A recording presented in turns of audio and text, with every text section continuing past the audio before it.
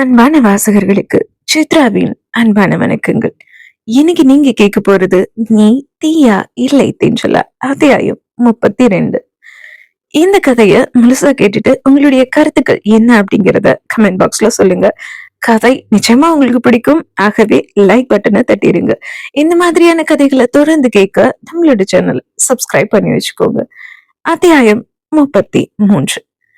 திவ்யாவின் இடையை கிள்ளிவிட்டு அடக்கப்பட்ட புன்னகையோடு வாசுவின் பக்கம் வந்து சஞ்சய் அமர, சா, என்ன தைரியம் அவனுக்கு, சென்னையை கிள்ளிட்டான் என்ற புலம்பலோடு மதுவின் பக்கம் வந்து நின்ற திவ்யாவோ சஞ்சய்க்கு சாப்பாடு பரிமாற சென்ற மதுவை தடுத்து, நான் பரிமாறுறேன்டி என்று மதுவின் கையில் இருந்த சாப்பாட்டு பாத்திரத்தை தான் வாங்கி கொண்டு சஞ்சயை முறைத்துக் கொண்டே அவனின் பக்கத்தில் முட்டி போட்டு அமர்ந்தபடி திவ்யா சாப்பாடு பரிமாற, சஞ்சயோ சாப்பாடு பரிமாறி கொண்டிருந்தவளின் பின்கழுத்தை பிடித்து தன்னை கரையில் இழுத்து இதழோடு இதழ் பதித்து விட அதிர்ந்து போனாள் பெண்ணவள்.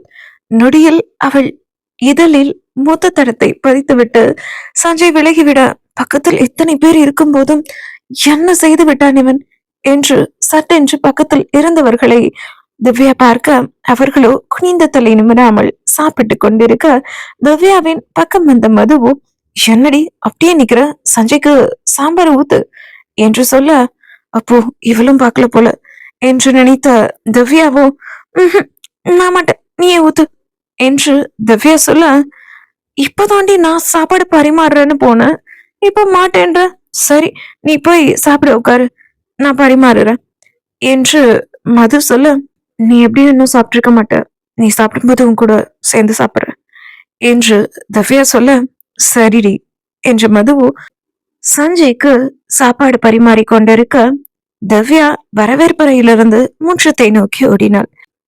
அவள் ஓடுவதை பார்த்த மதுவோ, இவன் எப்படி ஓடுறா என்று நினைத்தபடியே அவள் வேலையை அவள் பார்த்து கொண்டிருந்தாள். முற்றத்திலிருந்து தூணை பிடித்து கொண்டு நின்ற திவ்யாவோ சஞ்சயின் எதிர்பாராத இதழ் தீண்டலை நினைக்க நினைக்க இதயம் வேகமாக துடித்தது அவளுக்கு. அவளின் இதழ்கள் வறண்டு போக அவள் பயத்தில் இருக்க, மனமோ வெக்கத்தில் நிறைந்து போக அடிவயிற்றில் பட்டாம்பூச்சி பறந்தது திவ்யாவுக்கு. அடுத்த சில நிமிடங்கள் அப்படியே உறைந்து போனது அவளுக்கு. சாப்பிட்டு முடித்த சஞ்சயோ முற்றத்தில் நின்றிருந்த திவ்யாவை பார்த்தவாறு என்று குரலை சிறுமிக் கொண்டு வழியில் வந்தான். சஞ்சயின் குரலை கேட்ட திவ்யாவுக்கு உள்ளே ஒரு தடுமாற்றம். அவன் வெளியே வருவது தெரிந்ததும் வீட்டிற்குள் செல்ல திவ்யா திரும்ப, அவள் முன்னே 6 அடிக்கும் அதிகமான உயரத்தில் கைகளை கட்டிக்கொண்டு அவளை பார்த்தபடியே நின்றிருந்தான் சஞ்சய். வழியவிடு, நான் உள்ள போகணும் என்றாள் திவ்யா. முடியாது என்றான் சஞ்சய். ஏன் இப்படி பண்ற, தள்ளு என்று தலையை குனிந்தபடியே சொன்னாள் திவ்யா. ஹே வாயடி, நிமிந்தன பாரு என்றான் சஞ்சய். முடியாது போடா என்றாள் திவ்யா. மாமனை பார்த்து வெக்கமா என்றான் சஞ்சய். ஹைய, உன்னை பார்த்து நான் ஏன் வெக்கப்படணும் என்றாள் திவ்யா. அவனை நேருக்கு நேர் பார்த்தவாறு, வெக்கப்படல சரி, அப்புறம் ஏன் கண்ணமெல்லாம் சவந்திருக்கு என்று சஞ்சய் கேட்க, எங்க கொசு தொல்லை ஜாஸ்தியா இருக்கு, அது கடிச்சிருச்சு, அதனாலதான் கண்ண சவந்திருக்கு என்று திவ்யா சொல்ல, உன்னை அதுக்கு ரொம்ப பிடிச்சிருச்சு போல, அதான் கடிச்சிருச்சு, இனி அடிக்கடி கடிக்கும் என்று அவன் சொல்ல, கடிக்கும் கடிக்கும், நீ எங்கேயாவது அதை பார்த்தன்னா அதுகிட்ட சொல்லு, ஊர்ல யாராவது ஏமாந்த வெறுப்பா அவள போய் கடிக்க சொல்லு என்று திவ்யா சஞ்சயிடம் சொல்லிவிட்டு அவன் ஏமாந்த சமயம் அவனை விலக்கி விட்டு வீட்டிற்குள் சென்றாள். வீட்டிற்குள் ஓடி வந்த திவ்யாவை பார்த்த மதுவோ, என்னடி இன்னைக்கு ஒரே ஓட்டம் முன்னாடியுமா இருக்க, என்ன விஷயம் என்று கேட்டுக்கொண்டே தனக்கும் திவ்யாவுக்கும் வாழையிலேயே விரித்து சாப்பாடு பரிமாறி கொண்டிருந்தாள் மது. அவளின் பக்கம் வந்த திவ்யா, அப்படியெல்லாம் ஒண்ணும் இல்லடி என்று சொல்ல, ஒன்னும் இல்ல, இதை நான் நம்பணும், சரி சரி சாப்பிடலாம், வந்து உட்காரு என்று மது ஒரு இலையில் அமர்ந்து கொள்ள, திவ்யாவும் மதுவிற்கு பக்கம் அமர்ந்து சாப்பிட ஆரம்பித்தாள். என்ன நீ என்ன கூப்பிட்டு இருந்தா நான் வந்து பரிமாறி இருக்க மாட்டேனா என்றபடியே மதுவும் திவ்யாவும் சாப்பிட்டு கொண்டிருந்த இடத்திற்கு வந்து தானும் அமர்ந்து கொண்டார் சீதா. அண்ணி, புளிக்குழம்பு சூப்பரா இருக்கு, டேஸ்ட் பண்ணி பாக்குறீங்களா என்றபடியே தனது வருங்கால அண்ணி இருவருக்கும் சாப்பாடு பரிமாறினாள் சீதா. மதுவும் திவ்யாவும் சாப்பாட்டு முடித்து சீதாவோடு பக்கத்துல இருந்த மாமர தோட்டத்தில் மாங்காய்களை பறித்து கொண்டிருக்க, அண்ணி டைம் ஆச்சு, கிளம்பலான்னு அண்ணா சொல்றாங்க என்ற சஞ்சயின் குரல் கேட்க, கையில் மாங்காய்களை அடுக்கிக் கொண்டு பெண்கள் மூவரும் அந்த வீட்டிற்குள் நுழைய, வாசு, சஞ்சய், ராகவன் மூவரும் வரவேற்பறையில் நின்றிருந்தனர். அவர்கள் மூவரையும் பார்த்தான் ராகவன். இந்த மாங்காயெல்லாம் பெங்களூர்ல கிடைக்காதா என்று ராகவன் கேட்க, பெங்களூர்ல கிடைக்கும், ஆனா நம்ம கையால பறிச்சு சாப்பிடுற மாதிரி வருமா, அதுவும் திருட்டு மாங்காய்க்கு ருசி அதிகம் என்றாள் மது. மது இப்படி சொல்லிக் கொண்டிருக்க அந்த வீட்டிற்குள் தலையில் துண்டை கட்டிக்கொண்டு இடையில் லுங்கியும் முண்டாசு பனியனோடும் ஒருவன் நுழைந்தான். மது ராகவனை பார்த்து நின்றிருக்க, ராகவனும் வாசலை பார்த்து நின்றிருந்தான். அப்பொழுது தலையில் துண்டு கட்டிக்கொண்டு உள்ளே வந்த அந்த நபரோ ராகவனை பார்த்தான். அவன் முன்னே 3 பெண்கள் நின்றிருந்தது மட்டும் அவனுக்கு தெரிந்தது. ஆனால் அவர்களின் முற்புறம் அவனுக்கு தெரியவில்லை. முதுகை காட்டிக்கொண்டு மூவரும் நின்றிருக்க, அந்த நபரோ, வீட்டுக்குள் வந்த அந்த நபரோ, ஐயா வெளிச்சமே இல்லைங்களா என்று அவன் கேட்க, வெளிச்சாமியா என்று முழித்தனர் அனைவரும். அவரு வீட்டுக்கு போயிருக்காரு, என்ன விஷயம் என்று கேட்டான் ராகவன். வேலுச்சாமி அந்த வீட்டில் வேலை செய்யும் பணியார். தோட்டத்து வெளியில கதிர்ல மாட்டியிருந்த பூட்டை உடைச்சு களவாணி பயலுக யாரும் மாங்காய் எல்லாம் களவாடிட்டு போயிருக்காங்க ஐயா. அதான் அந்த களவாணி பயலுகளை வெளிச்சாமி பார்த்தானான்னு கேட்டுட்டு போலான்னு வந்தேன் என்று அந்த பெரியவர் சொல்ல, பெண்கள் மூவருக்கும் வயிற்றுக்குள் புளியே கரைத்து விட்டது.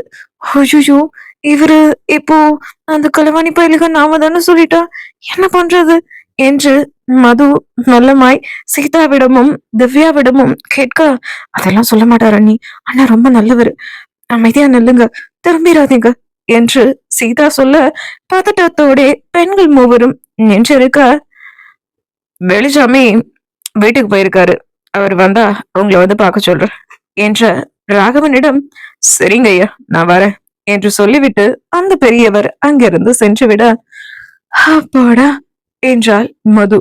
அண்ணி, இந்த மாங்காயெல்லாம் கீத்து போட்டு உப்பு மிளகு போட்டா சூப்பரா இருக்கும்ல என்று சஞ்சய் சொல்ல, ஆமா, இப்பவே நான் உப்பு மிளகு போட்டு எடுத்துட்டு வரேன், எல்லாரும் சாப்பிடலாமா என்ற மதுவிடம், சாப்பிடலாம் தங்கச்சிம்மா, சீக்கிரம், எனக்கு கூட அப்படி சாப்பிடுறது ரொம்ப பிடிக்கும் என்று வாசு சொல்ல, அவனை முறைத்தான் ராகவன்.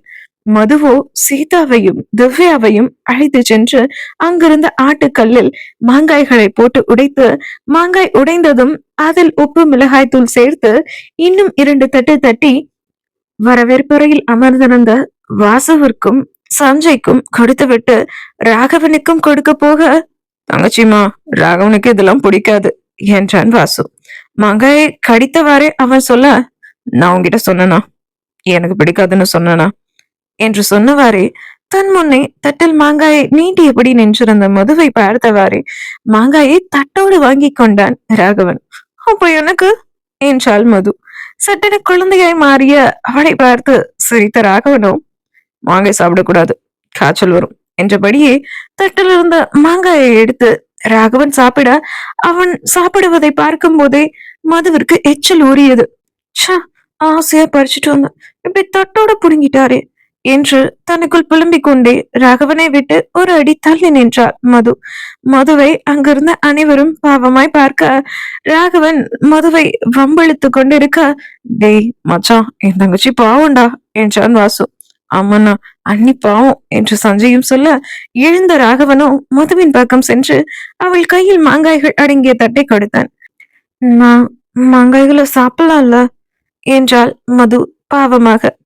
மாங்காய் ரொம்ப பிடிக்குமோ என்று ராகவன் கேட்க, பிடிச்சதுனாலதான் பறிச்சிட்டு வந்தேன், அதுவும் எறும்பெல்லாம் கடிச்சது தெரியுமா, ரொம்ப கஷ்டப்பட்டு திருட்டுத்தனமா பறிக்கிறதெல்லாம் எவ்வளவு கஷ்டம் தெரியுமா என்றாள் மது பாவமாக முகத்தை வைத்துக் கொண்டே. வாசு இப்ப வந்துட்டு போனாரே, அவர்கிட்ட அந்த மாங்காய் தொப்பை விலக்கி கொடுப்பாரான்னு கேளு என்று ராகவன் சொல்ல, ராகவனின் உள்ளம் அறிந்த அவனும், அப்பவே கேட்டுட்டேன் மச்சான், கொடுக்கறேன்னு தான் சொன்னாரு என்று வாசு சொல்ல, இதை கேட்டு மது மட்டுமல்ல அங்கிருந்த அனைவரும் அதிர்ந்து போயினர். சரிடா, கிளம்பு, நம்ம போய் ரெஜிஸ்ட்ரேஷனை முடிச்சுட்டு வந்துடலாம் என்று மதுவை ஆளு பார்த்தபடியே ராகவன் சொல்ல, போலாம் மச்சான் என்று 2 கைகளிலும் மாங்காயை வைத்திருந்த வாசு மாங்காயை சாப்பிட்டு கொண்டே எழுந்து விட, அவனை பார்த்த ராகவனோ, சாப்பிட்டுட்டு வாடா என்றான். சாப்பிட்டாலாம் லேட் ஆயிடும், நான் சாப்பிட்டுக்கிட்டே வரேன் என்றபடி ராகவனின் பின்னே சென்றான் வாசு. அண்ணி, உங்களுக்கு மாங்காய் பிடிக்கும்னு என்ன மாங்காய் தோட்டத்தையே விலைக்கு வாங்க போறாரு என்று சீதா சொல்லி சிரிக்க, மதுவுக்கு தான் என்னவோ போல் இருந்தது. இவர்கிட்ட தெரியாம கூட ஒரு விஷயம் பிடிக்கணும் சொல்லக்கூடாது போல, உடனே வாங்கணும்ன்றாரு என்று மது நினைத்து கொண்டிருக்க, இங்க பாருடி, ஒரு மாங்காய்க்கு தான் நீ ஆசைப்பட்ட, ஆனா அண்ணா மாங்காய் தோட்டத்தையே வாங்குறாரு. ஒருவேளை கல்யாணத்துக்கு அப்புறம் நீ பிரெக்னென்ட் ஆனேனா உன்னை சுத்தி மாங்காய் தொப்பா இருக்கும் போல. அண்ணா உன்னை பயங்கரமா லவ் பண்றாருடி என்று மதுவின் கன்னங்களை திவ்யாக்கு இல்ல, சும்மா இருடி என்றாள் மது. மது, திவ்யா, சீதா மூவரும் மாங்காய்களை சாப்பிட்டு முடிக்க, நீங்களா எங்கே இருங்க, இதோ வந்துடுற என்று வெளியில் சென்றான் சஞ்சய். அங்கு சிறு பிள்ளைகள் எல்லாம் கோழி குண்டு விளையாடி கொண்டிருந்தனர். அதை பார்த்த சஞ்சயோ வேட்டையை மடித்துக் கொண்டு அவர்களோடு விளையாட ஆரம்பித்தார். குழந்தைகளின் சத்தம் கேட்கவே மது, திவ்யா, சீதா மூவரும் வெளியில் வந்து பார்த்தனர். சஞ்சய் அங்கு வேட்டையை மடித்துக் கொண்டு பிள்ளைகளோடு கோழி குண்டுகளை விளையாடுவதை பார்த்தவர்களுக்கோ அவர்கள் விளையாடுவதை பார்க்க இன்னும் ஆர்வமாயிருக்க, அங்கிருந்த திண்ணையில் பெண்கள் மூவரும் அமர்ந்து கொண்டனர். சஞ்சயை பார்த்த திவ்யாவோ அவனை ரசித்துக் கொண்டிருந்தார். சாம்பல் நிற ஷர்ட் போட்டிருந்தான் அன்று சஞ்சய். சட்டையின் கையை முட்டி வரை மடித்து வைத்திருந்தான்.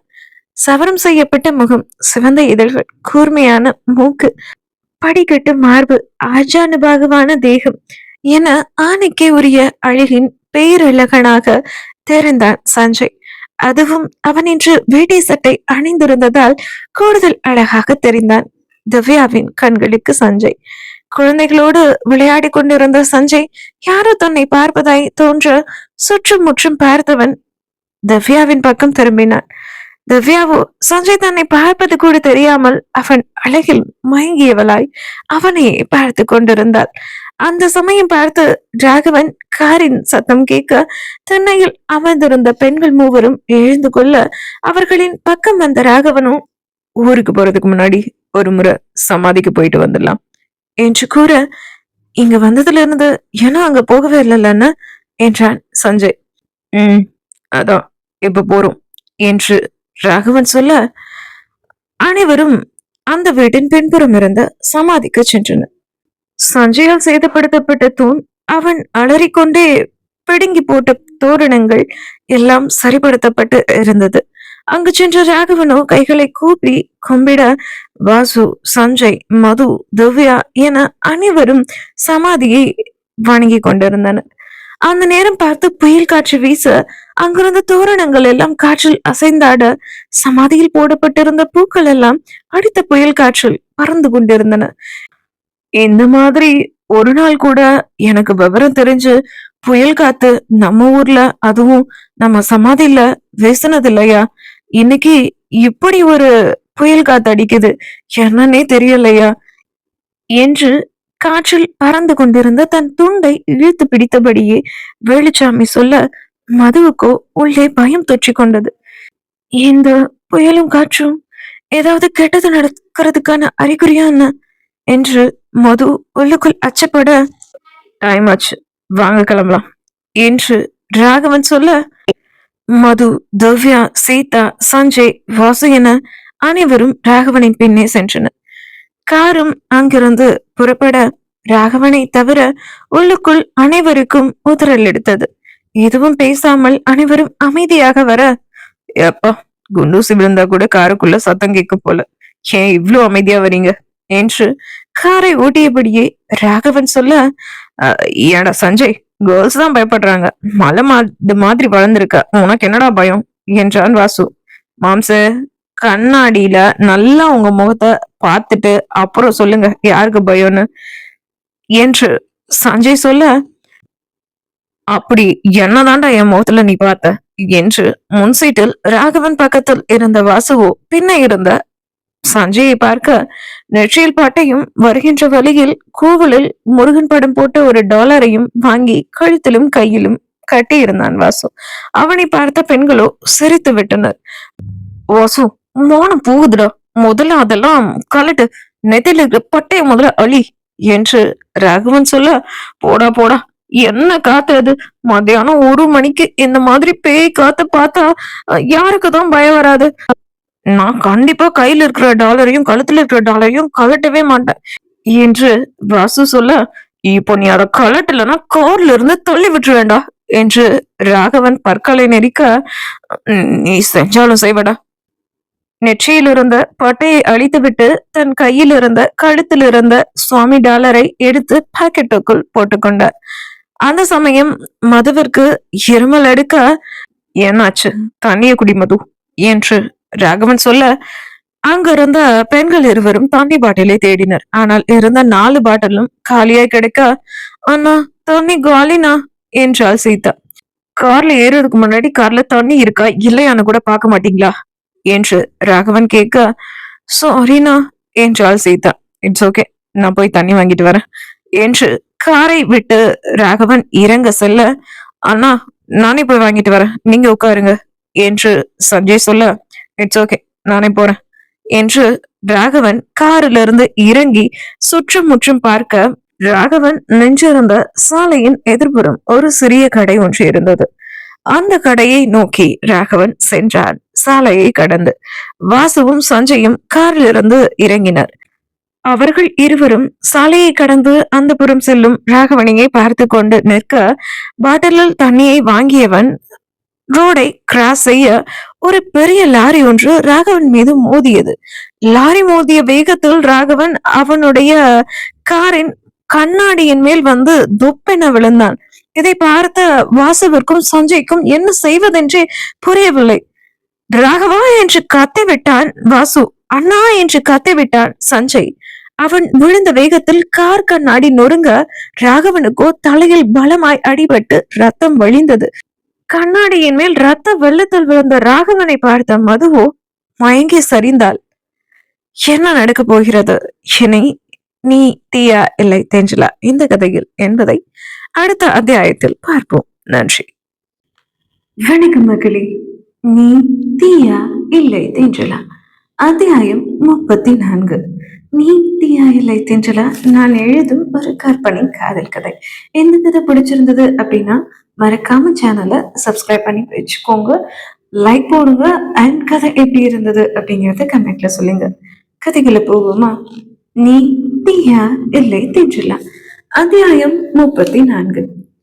தண்ணீர் பாட்டிலை வாங்க சென்ற ராகவன் சாலையை கடக்கும் போது லாரி மோதின வேகத்தில் அவனது கார் கண்ணாடியின் மேல் ரத்த வெள்ளத்தில் வந்து விழுந்தான். அவனின் குருதி கார் கண்ணாடியில் வெளிய காரின் உள்ளே அமர்ந்திருந்த மதுவோ ராகவனை இப்படி பார்த்ததும் அதிர்ச்சியில் திவ்யாவின் மேல் மயங்கி விழுந்தாள். சீதா அண்ணா என்று கத்தியபடியே காரில் இருந்து இறங்கி கீழே இரத்த வெள்ளத்தில் கிடந்த ராகவனின் பக்கம் சென்றார். நொடியில் நடந்து முடிந்த இந்த விபத்தை எதிர்பாராத வாசுவும் சஞ்சயும் ஆடித்தான் போனார்கள். மச்சான் என்றபடி வாசு கீழே விழுந்த ராகவனின் தலையை தூக்கி தன் மடியில் வைத்துக் கொண்டு அமர, அண்ணா என்றபடியே சஞ்சய் அவனது பக்கத்தில் மயங்கிய நிலையில் கிடந்த ராகவனின் கன்னங்களை தட்டினான். மயக்கத்தில் கிடந்த மதுவனை தண்ணீர் தெளித்து எழுப்பிய திவ்யாவோ, அழகு ஒண்ணு ஆகாதடி என்று சொல்ல, உணர்ச்சிகள் துடைக்கப்பட்ட முகத்தோடு அமர்ந்திருந்த மதுவோ காரை விட்டு இறங்கி ராகவன் பக்கம் சென்றாள்.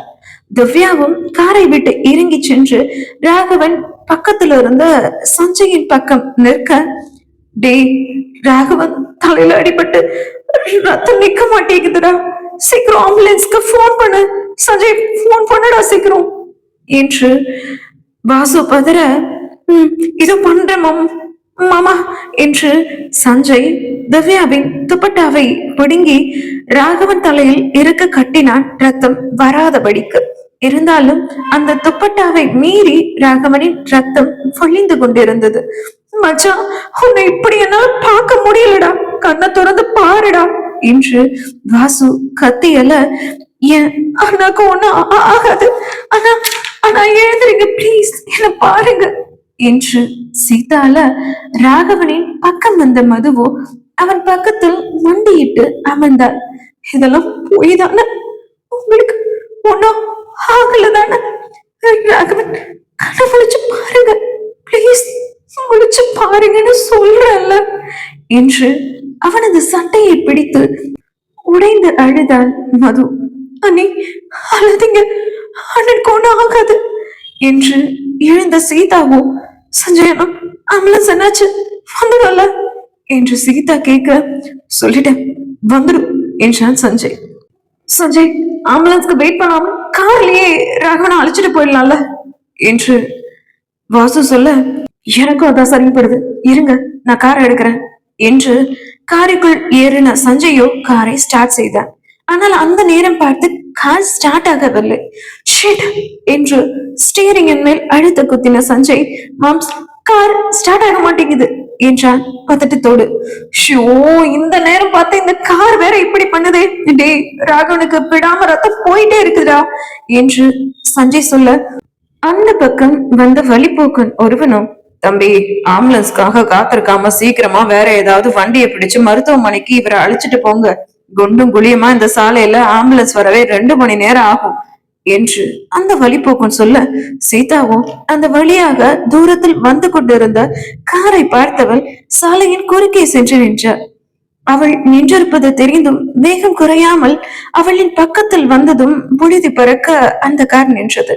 அந்த கார் நின்றதும் அந்த காரின் பக்கம் சென்றாள் சீதா. சீதாவை பார்த்ததும் அந்த காரின் கண்ணாடி இறங்கியது. காரின் கண்ணாடி இறக்கப்பட்டதும் உள்ளே இருந்தவனை பார்த்து அதிர்ந்து போனாள் சீதா. காரில் உள்ளே இருந்தது ஆதித்யன். கண்களில் வழிந்தோடும் கண்ணீரோடும் சிறந்த முகத்தோடும் சீதாவை பார்த்த ஆதித்யனோ புருவம் தூக்கி என்ன என்பது போல் அவளை கேட்டான். அண்ணனுக்கு ஆக்சிடென்ட் ஆயிடுச்சு என்றாள் சீதா. அதுக்கு நான் என்ன பண்ணட்டும் என்றான் ஆதித்யன். அண்ணனை ஹாஸ்பிட்டல் அழைச்சிட்டு போகணும், ஹெல்ப் பண்ணுங்க ப்ளீஸ் என்றாள் சீதா. அதை கேட்ட ஆதித்யனோ கண்களை மூடி ஆழ மூச்செடுத்தவன், எனக்கு வேற வேலை இல்லையா, அவங்க அண்ணன் போய் சேர்ந்துட்டானா சொல்லி அனுப்பு, மலர் வளையத்தோட வர என்று சொல்லிவிட்டு காரை எடுத்துக்கொண்டு புறப்பட்டு விட்டான் ஆதித்யன். சி, மனுஷனா இவன், மிருகம், என்ன வார்த்தை சொல்லிட்டான் என்றபடியே அவள் முந்தியை எடுத்து கண்ணீரை துடித்துக் கொண்டு ராகவனின் அருகில் சென்றவள், சஞ்சயனா ஏதாவது பண்ணுங்க, ராகவன் அண்ணாவுக்கு எதுவும் ஆகிடக்கூடாது என்று சீதா சொல்லிக் கொண்டிருந்த அங்கு ஒரு பெரிய கூட்டமே கூடிவிட்டது. சஞ்சய் அழைத்த ஆம்புலன்ஸோ இன்னும் வரவில்லை. பக்கத்துல யாராவது மெக்கானிக் இருக்காங்களான்னு பாருடா, காரை ரெடி பண்ணுடா என்று வாசு சொல்ல, சஞ்சயோ என்ன செய்வதென்று தெரியாமல் விலை பிதுங்கி நின்றான். அடுத்த 5 நிமிடத்தில் அங்கு நின்றிருந்த கூட்டத்தின் பக்கத்தில் ஒரு கார் ஒன்று வந்து நிற்க, திவ்யா, சீதா, மது, சஞ்சய், வாசு என அனைவரும் அந்த காரின் பக்கம் திரும்ப அந்த காரில் இருந்து இறங்கினான் ஆதித்யன். அவனிடம் எப்படி உதவி கேட்பது என்றும் விழித்தனர் வாசுவும் சஞ்சயும். இந்த படுபாவி எதுக்கு இங்க மறுபடியும் வந்திருக்கான் என்று அவனை முறைத்தாள் சீதா. அவளை பார்த்து கொண்டே ராகவனின் பக்கம் சென்ற ஆதித்யன் அடிபட்டு கிடந்த ராகவனை பார்த்தான். குனிந்து அவன் நாசையில் விரல் வைத்து பார்த்தான். மூச்சு இருக்கு, உயிரோடதான் இருக்கான் என்றவன் சீதாவை பார்த்தவாறே ராகவனை 2 கைகளால் தூக்கினான். 6 அடி உயரம் கட்டுமஸ்தான உடலோடு இருக்கும் ராகவனை அசால்ட்டாக தூக்கிய ஆதித்யனின் பலம் சீதாவுக்கு மட்டுமல்ல, அங்கிருந்த அனைவருக்கும் நன்றாகவே தெரிந்து போனது. பல கோடி ரூபாய் மதிப்புள்ள கப்பல் போன்ற காரில் ராகவனை ஆதித்யன் படுக்க வைக்க, மது ராகவனின் தலையை மடியில் வைத்தபடி அழுது கொண்டே அமர்ந்து விட்டார். மற்ற அனைவரும் ஆதித்யனின் காரில் ஏறிக்கொண்டனர். அங்கு நடப்பது கனவா நனவா என்று கூட வாசுவிற்கும் சஞ்சய்க்கும் புரியவில்லை. ஆதித்யன் ராகவனின் பரம எதிரியாயிற்று. இந்த விபத்து நடந்ததும் ராகவனை இடித்த அந்த லாரி ஆதித்யனால் ஏற்பாடு செய்யப்பட்டதாக இருக்குமோ என்று கூட சஞ்சய் சந்தேகப்பட்டார். ஆனால் இப்பொழுது அவனே வந்து உதவி செய்கிறானே, ஏன், எதற்கு, எதனால் என்ற கேள்வி சஞ்சய்க்கும் வாசுவிற்கும் ஏழாமல் இல்லை. 200 கிலோமீட்டரை 20 நிமிடத்தில் கடந்து ராகவனை மருத்துவமனைக்கு அழைத்து வந்து சேர்ந்து விட்டான் ஆதித்யன். மருத்துவமனையை அடைந்ததும் ஸ்ட்ரக்சர் கொண்டு வரப்பட்டு அவனை அதில் படுக்க வைத்து வாசுவும் சஞ்சயும் மதுவும் திவ்யாவும் சீதாவும் அவனோடு உள்ளே சென்று விட காரில் இருந்து இறங்காமல் காரையும் எடுக்காமல் காருக்குள்ளேயே உட்கார்ந்து இருந்தான் ஆதித்யன். தன் அண்ணனை மருத்துவமனை வரை கொண்டு வந்து விட்டவனுக்கு ஒரு நன்றி கூட சொல்லவில்லையே என்று மருத்துவமனையின் வாயிலை அடைந்தாள் சீதா. மருத்துவமனை வாயிலுக்கும் ஆதித்யனின் கார் நின்றிருந்த இடத்திற்கும் 20 அடி இருக்கும். சீதா ஆதித்யனின் காரை நோக்கி வர அவளை ஆதித்யன் இமைக்காது பார்த்து கொண்டிருந்தான். காரின் உள்ளே இருந்தபடியே சீதா ஆதித்யனின் காரின் பக்கம் வர அவனிடம் ஏதோ பேச வாய் எடுக்க அவனோ ரொம்ப அழுகாத, பார்க்க சகிக்கல என்று சொல்லிவிட்டு அவளின் பதிலை எதிர்பார்க்காமல் அங்கிருந்து கிளம்பினான். இதை சொல்லத்தான் காத்திருந்தவன் போல இவளிடம் இதை சொல்லிவிட்டு அவன் பாட்டுக்கு காரை எடுத்து சென்று விட்டான். ராகவனின் மீது லாரியை ஏற்ற சொல்லி கொல்ல சொன்னது ஆதித்யன் தான். சீதாவின் கண்ணீரை பார்த்ததும் ராகவனை காப்பாற்ற மருத்துவமனை வரை அழைத்து வந்ததும் ஆதித்யன் தான். காரை டிரைவ் செய்து கொண்டிருந்தவனுக்கு அழுது கொண்டிருந்த சீதாவின் முகமே கண்கள் முன்னே வர அவனின் பக்கத்து சீட்டில் தோன்றியது ஆதித்யனின் மனசாட்சி. ஹே ஆதித்யா என்று சத்தம் கேட்டு திரும்பினான் ஆதித்யன். என்ன பண்ணிட்டு இருக்க, உனக்கு தெரியுதா? நீ ராகவனை கொல்ல நினைச்ச, லாரியை ஏற்பாடு பண்ணி அதையும் செஞ்சு முடிச்சிட்ட. ஆனா சீதா அண்ணனை காப்பாத்துங்க அப்படின்னு அழுததும் நீயே கொல்ல சொன்ன ராகவனை காப்பாத்த ஹாஸ்பிட்டல் வரைக்கும் தூக்கிட்டு வந்திருக்க. என்னடா அவ உன் எதிரியோட தங்கச்சி, உனக்கு ஞாபகம் இல்லாம போச்சா என்று ஆதித்யனின் மனசாட்சி அவனை திட்டிக் கொண்டிருக்க, நான் என்ன பண்ணட்டும், அவளை பார்த்ததுல இருந்து நான் நானாவே இல்லை, இது தப்புன்னு எனக்கு தெரியுது, பட் முடியல. இப்ப சொல்றேன், இனி அவன் தங்கச்சிய நினைக்கவும் மாட்டேன், அவ கூட பேசவும் மாட்டேன் என்று அவன் மனசாட்சியிடம் அவன் சொல்ல, நானும் பார்க்கத்தானே போறேன் என்று சொன்னபடி அவன் மனசாட்சி மறைந்து கொண்டது. ராகவனை ஐசியு வார்டில் அனுமதித்து சிகிச்சை அளித்துக் கொண்டு இருந்தார்கள். சஞ்சயோ குறுக்கும் நெடுக்குமாய் ஐசியுவின் முன் வாசலில் நடந்து கொண்டிருந்தான். வாசுவோ ராகவனுக்கு தேவையான மருந்துகளை வாங்க பார்மசிக்கு சென்றிருந்தான். மதுவோ அழுதழுது சோர்ந்து போனவள் திவ்யாவின் தோளில் சாய்ந்து இருந்தார். சீதாவோ கண்களை வழியும் கண்ணீரை துடைத்தபடி ஐசியுவின் வாசலில் அந்த கதவின் அருகே நின்று கொண்டு தன் அண்ணனையே பார்த்து கொண்டிருந்தாள். விபத்து நடந்த செய்தியை அறிந்து பார்த்திபனும் லதாவும் மருத்துவமனைக்கு வர லதாவை பார்த்த சீதாவோ, அரியம்மா, அண்ணனுக்கு விபத்து நடந்துருச்சு, மூச்சு பேச்சலாம இருக்காரு என்று அழுது கொண்டே லதாவை அணைத்துக் கொள்ள, எனது மூச்சு பேச்சு இல்லையா, உறவுக்காரர்களுக்கெல்லாம் சொல்லலாமா என்று பார்த்திபன் கேட்க, அப்போ என்ன பேசுறீங்க என்று பற்களை நெறித்தான் சஞ்சய். பார்த்திபன், எங்க என்ன சொல்லணும்னு பேசணும்னு உங்களுக்கு தெரியாதா? என் பையனுக்கு ஒண்ணும் ஆகாது என்று லதா சொல்லிக் கொண்டிருக்க, அப்பொழுது ஐசியு வார்டிலிருந்து வெளியில் வந்தார் மருத்துவர். அவரை பக்கம் சென்றால் லதா. டாக்டர், எப்படி இருக்கான் என் பையன் என்று லதா கேட்க, கொஞ்சம் கிரிட்டிக்கல் தான், 48 மணி நேரம் கழிச்சுதான் எதுவும் சொல்ல முடியும் என்று மருத்துவர் சொல்லிவிட்டு செல்ல, தலையில் கை வைத்துக் கொண்டு சேரில் அமர்ந்த லதாவோ, ஐயோ கடவுளே, எனக்கு ஏன் இந்த சோதனை, மூத்தவனை என்கிட்ட இருந்து பறிச்ச மாதிரி இவனையும் என்கிட்ட இருந்து பறிக்க பாக்குறியா? என் பையனுக்கு ஒண்ணும் ஆகக்கூடாது, நீதான் அவனை காப்பாத்தணும் என்று கைகளை கூப்பிக் கொண்டு அழுது கொண்டு வேண்டிக் கொண்டிருந்தார். லதா இப்படி வேண்டிக் கொண்டிருக்க அதை கேட்ட மதுவிற்கோ திக்கென்று இருந்தது. ஒருவேளை இந்த விபத்து தன்னுடைய ராசிதான் இந்த விபத்திற்கு காரணமோ என்று யோசிக்க ஆரம்பித்தாள் மது. இப்படியே 24 மணி நேரம் கடந்திருக்க சஞ்சய், வாசு, திவ்யா, சீதா, லதா என அனைவரும் வீட்டுக்கு சென்று உடை மாற்றி விட்டு வர மதுவோ ஐசியுவின் முன் இருக்கையில் அமர்ந்தவள் 24 மணி நேரம் ஆகியும் அங்கிருந்து எழவே இல்லை. கடவுளை வேண்டிக் கொண்டே இருந்தாள், ராகவனுக்கு எதுவும் ஆகக்கூடாது என்று. சாப்பிடவில்லை, உடை மாற்றவில்லை. மதுவை பார்ப்பதற்கு என்னவோ போல் இருந்தது. அவளின் ஏக்கம் எல்லாம், அவளின் வேண்டுதல் எல்லாம், அவளின் ஆசை எல்லாம் ராகவன் கண் முழிக்க மாட்டானா என்பதுதான். ராகவனுக்கு அடிபட்டு ரத்த வெள்ளத்தில் அவனை பார்த்தது முதல் மதுவிற்கு உலகமே இருந்து விட்டது. அடிக்கடி ஐசியுவின் கண்ணாடி கதவின் முன்னே நின்று கண்மூடி உயிர் வாழ போராடி கொண்டிருக்கும் ராகவனையே பார்த்து கொண்டிருந்தாள் மது. இப்போ உனக்கு சந்தோஷமா என்று லதாவின் குரல் கேட்கவே குரல் வந்த திசையை நோக்கினாள் மது. ஐசியு அறையின் வெளியே லதாவும் மதுவும் மட்டும்தான் நின்று இருந்தனர். நீங்க என்ன சொல்றீங்க, எனக்கு புரியல என்றாள் மது. உன் கூட கல்யாணம் ஆனாதான் ராகவனுக்கு ஆபத்துன்னு நினைச்சேன். ஆனா நீ அவன் கூட இருந்தாலே அவனுக்கு ஆபத்து தான். இப்பதான் அதை நான் தெரிஞ்சுக்கிட்டேன் என்று லதா வார்த்தைகளால் மதுவை காயப்படுத்த மதுவோ அழுதபடியே லதாவை பார்த்து கொண்டு அமைதியாய் நின்று இருந்தார். இங்க பாரு, உனக்கு காயப்படுத்தணும்னு நான் இதை சொல்லல. ராகவனுக்கு எதுவும் ஆயிடக்கூடாதுங்கிற பயத்துலதான் நான் இதை சொல்றேன் என்று லதா சொல்ல, இப்போ நான் இங்கிருந்து போயிடுறேன், அவர் விட்டு போயிடுறேன். அவர் கூட அவர் பக்கத்துல இருந்தா தானே அவருக்கு ஏதாவது ஆகுது. நான் அவரை விட்டு மொத்தமா போயிடுறேன் என்று வழிந்த கண்ணீரை துளைத்துக் கொண்டு லதாவை பார்த்து மது சொல்லிவிட்டு அவளை தாண்டி மது செல்ல அவளின் கையை பிடித்தாள் லதா. உன்னை நான் இங்கிருந்து போக சொல்லல. நீ எங்க போனாலும் ராகவன் உன்னை தேடி வருவான். நீ எங்கேயும் போக கூடாது. ராகவன் கூட தான் இருக்கணும். ராகவன் சரியாகட்டும், அவன் ஆபீஸ் கூட போகட்டும், அவன் கூட கூட நீ போ. ஆனா நீ ராகவனை மறந்துட்டு நான் சொல்ற பையனை கல்யாணம் பண்ணிக்கணும். அப்போதான் ராகவன் உன்னை வெறுப்பான். அப்புறமும் அவனும் உன்னை மறந்துட்டு வேற கல்யாணம் பண்ணிப்பான். எனக்கு தெரியும் நீ என் பையனை விரும்புறன்னு.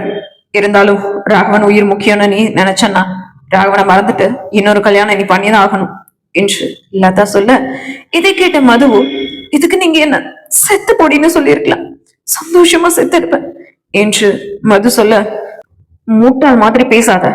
என் பையனை பத்தி நீ தெரிஞ்சு வச்சுக்கிட்டது இவ்வளவுதான். நீ செத்துட்டேன்னா அவன் வேற கல்யாணம் பண்ணிட்டு சந்தோஷமா இருப்பான்னு நினைக்கிறியா? உன்னையே நினைச்சிட்டு ஆயுசு முழுக்க வாழ்வானே தவிர வேற ஒருத்திய மனசால கூட அவன் நினைக்க மாட்டான். அவனோட வாழ்க்கை வீணா போனாலும் பரவாயில்லன்னு நீ நினைக்கிறியா என்றார் லதா. இப்ப நான் என்னதான் பண்ணணும்னு சொல்றீங்க என்று மது கேட்க, அதான் முன்னாடியே சொன்னானே, நீ ராகவனை விட்டுட்டு வேற ஒருத்தனை கல்யாணம் பண்ணணும். ராகவனுக்கு குணமாகி அவன் வீட்டுக்கு வந்து உன்கிட்ட பேச வந்தாலும் நீ அவனை விட்டு தூரமா விலகி போகணும். அவன் உன்னை வெறுக்கும்படி நீ செய்யணும். நான் உனக்கு நல்ல சமயமா பார்த்து ஒரு மாப்பிள்ளைய ஏற்பாடு பண்ணுவேன். அவனுக்கு நீ கழுத்தை நீட்டணும், அவனை கல்யாணம் பண்ணணும். அப்பதான் ராகவன் உன்னை முழுசா வெறுத்துட்டு என் அண்ணன் மக மாயாவை கல்யாணம் பண்ணுவான். இதை நீ செஞ்சுதான் ஆகணும் உன் ராகவனுக்காக என்று லதா கூறினாள். மது வேற திருமணம் லதா சொன்னபடி செய்து கொள்வாளா என்பதை வரும் அத்தியாயங்களில் பார்ப்போம். நன்றி. வணக்கம் மகளே. நீ தீயா இல்லை தென்றலா, அத்தியாயம் 35. நீ தீயா இல்லை தென்றலா இந்த கதை நான் எழுதும் ஒரு கற்பனை காதல் கதை. இந்த கதையை முழுசா கேளுங்க. கேட்டுட்டு கதை எப்படி இருக்கு அப்படிங்கிற உங்களோட கருத்துக்களை மறக்காம கமெண்ட் பாக்ஸ்ல சொல்லுங்க. இதே மாதிரியான நிறைய கதைகளை கேட்க மறக்காம என்னோட சேனலை சப்ஸ்கிரைப் பண்ணி வச்சுக்கோங்க. கதைக்குள்ள போலாமா? நீ தீயா இல்லை தென்றலா, அத்தியாயம் 35. கடவுளே, என்ன ஒரு சூழ்நிலையில என்னை கொண்டு வந்து நிறுத்திருக்க. ராகவனை விட்டு விலகி போக சொன்னா கூட பரவாயில்ல, இல்ல ராகவனுக்காக செத்து போன்னு சொன்னா கூட பரவாயில்ல, அவருக்காக நான் அதையும் செய்ய தயார். ஆனா வேற ஒருத்தர் கல்யாணம் பண்ண சொன்னா எப்படி என்னால முடியும் என்று யோசித்தபடியே ஐசியுவின் வாசலில் சிலையாய் நின்றிருந்தாள் மது.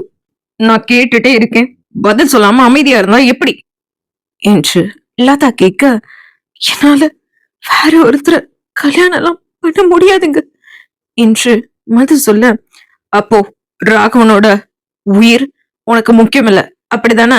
அவன் உயிரோட இருக்கிறதுல உனக்கு விருப்பம் இல்ல அப்படிதானே? அவனை கொல்லணும்னு முடிவு பண்ணிட்ட அப்படிதானே என்று லதா வார்த்தைகளால் மதுவை காயப்படுத்தி கொண்டிருந்தாள். ஏன் இப்படி எல்லாம் பேசுறீங்க? அப்படி நல்லா இருக்கணும் 100 வருஷம் என்று மது சொல்ல, அப்படி நீ நினைக்கிறதா இருந்தா இந்நேரம் கல்யாணத்துக்கு சம்மதம் சொல்லி இருப்பையே என்று லதா சொல்ல, அவளின் வார்த்தை வீச்சை தாங்க முடியாத மதுவோ, நீங்க நீங்க சொல்ற மாதிரி கல்யாணம் பண்ணிக்க என்று மது சொல்ல, அதை கேட்ட லதாவுக்கோ உள்ளுக்குள் அப்படி ஒரு சந்தோஷம். இவர்கள் இருவரும் இங்கு நின்று பேசிக் கொண்டிருக்க அந்த சமயம் ஐசியூவிலிருந்து வெளியில் வந்த மருத்துவரும், மேம், ராகவன் கண்ண முழிச்சிட்டாரு, யாராவது ஒருத்தர் போய் அவரை பாருங்க என்று மருத்துவர் சொல்ல, என்றால் மருத்துவரிடம் லதா. மருத்துவர் சென்றதும் மதுவை பார்த்த லதா, நீ கல்யாணத்துக்கு சம்மதிச்ச உடனே ராகவன் கண்ண முழிச்சிட்டான், அவனை விட்டு நீ விலகியேறு, அதுதான் அவனுக்கு நல்லது என்று லதா சொல்லிக் கொண்டிருக்க வாசுவும் சஞ்சயும் மருத்துவமனைக்கு வந்து விட்டனர்.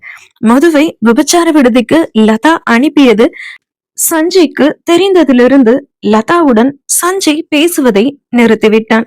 சஞ்சய் வாசு இருவரும் மதுவின் பக்கம் வந்ததும், சஞ்சய், உங்க அண்ணா கண்ணு முழிச்சிட்டாரு, இப்பதான் டாக்டர் சொல்லிட்டு போறாங்க, நீங்க போய் பாருங்க என்று மது சொல்ல, நீங்க அண்ணனை பாத்தீங்களா நீ என்றான் சஞ்சய். இல்ல, நான் வீட்டுக்கு போயிட்டு ரெஃப்ரெஷ் ஆயிட்டு வரேன், நீங்க 2 பேரும் போய் பாருங்க என்று மது சொல்ல, என்னாச்சு நீ, உங்க முகம் எப்படி இருக்கு, ஏதாவது பிரச்சனையா, நீங்க போய் முதல்ல அண்ணனை பாருங்க, நீங்க தான் அண்ணனுக்கு அடிபட்டதுல இருந்து சாப்பிடாம தூங்காம இங்கே இருந்துட்டு இருக்கீங்க, நீங்க போய் பாருங்க நீ என்று என்று சஞ்சய் சொல்ல, இல்ல அப்படியெல்லாம் ஒண்ணும் இல்ல, நான் கிளம்புறேன் என்று மது அங்கிருந்து கிளம்ப எத்தனிக்க, வாசுவோ, தங்கச்சிமா இருமா, நான் கொண்டு வந்து விடுறேன் என்று கூறி வாசு மதுவை அழைத்துக் கொண்டு அரண்மனை நோக்கி புறப்பட்டான். மகன் கண்களை திறந்துவிட்ட விஷயம் லதாவிற்கு தெரிந்தாலும் பெற்ற தாயாக லதா உரிமையாக அவனை, தன் மகனை சென்று பார்க்க முடியாத போனாள். ஏனென்றால் மகனுக்கும் கணவனுக்கும் செய்த துரோகம் அவளை இப்போது தடுத்து இருந்தது. வாசுவும் மதுவும் அங்கிருந்து சென்ற பிறகு சஞ்சய் தன் அண்ணனை காண ஐசியூவின் அறைக்குள் நுழைந்தான். அங்கு ராகவன் தலையில் கட்டு போட்டபடி, கையிலும் ஒரு காலிலும் எலும்பு முறிந்ததால் அங்கேயும் கட்டு போட்டபடி படுத்திருந்தான். அண்ணா என்று கூறியவாறு ராகவனின் பக்கத்தில் இருந்த சேரை இழுத்து போட்டு ராகவனின் மற்றொரு கையை பிடித்தபடி அமர்ந்தான் சஞ்சய். சிங்கத்தை போல் கம்பீரமாய் வலம் வந்தவனை இப்படி பார்க்க சஞ்சய்க்கு என்னவோ போல் இருந்தது. அண்ணா என்ற சஞ்சயின் அழைப்பில் கண் விழித்தான் ராகவன். கலங்கிய கண்களோடு தன்னை பார்த்து கொண்டு அமர்ந்திருந்த சஞ்சயை பார்த்த ராகவனும், என்னடா ஆச்சு, ஏன் இப்படி உட்கார்ந்துருக்க, நான் நல்லா தானே இருக்கேன் என்றான். உங்களை இப்படியா என்னால பார்க்க முடியலனா என்றான் சஞ்சய். அதற்குள் மருத்துவர் அங்கு வந்துவிட சஞ்சயை பார்த்து மருத்துவரோடு வந்த அந்த செவிலி பெண்ணும், சார், நீங்க கொஞ்ச நேரம் வெளியே இருங்க என்று சொல்ல சஞ்சயும் எழுந்தான்.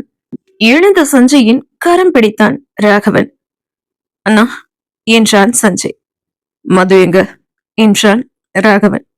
வீட்டுக்கு போயிருக்காங்க, அவங்கள ஹாஸ்பிட்டல்ல அட்மிட் பண்ணதுல இருந்து இப்போ வரைக்கும் இங்கதான் இருந்தாங்க, இப்போதான் வீட்டுக்கு போயிருக்காங்க என்றான் சஞ்சய். என்றான் ராகவன். ராகவனின் மனது மதுவின் அருகாமைக்காக தவித்து கொண்டிருந்தது.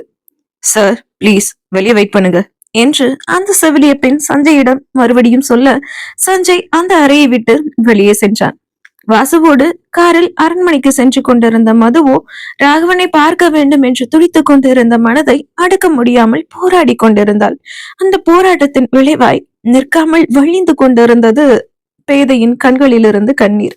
பின் சீட்டில் அமர்ந்திருந்த மதுவை முன்னே இருக்கும் கண்ணாடி வழியாக பார்த்த வாசுவோ, ராகவன் கண்ணை முழிக்க மாட்டானான்னு இவ்வளவு நேரமா ஹாஸ்பிட்டல்ல காத்திருந்த நீ, அவன் கண்ணை முழிச்சிட்டான்னு தெரிஞ்சதும் அவனை பார்த்துட்டு வந்திருக்கலாமல்லமா என்று வாசு சொல்ல, இல்லனா என்னால அவரை பார்க்க முடியாது, அவரை பார்க்கறதுக்கான தைரியமோ தகுதியோ எனக்கு இல்ல என்று மது சொல்ல, என்னமா சொல்ற என்றான் வாசு.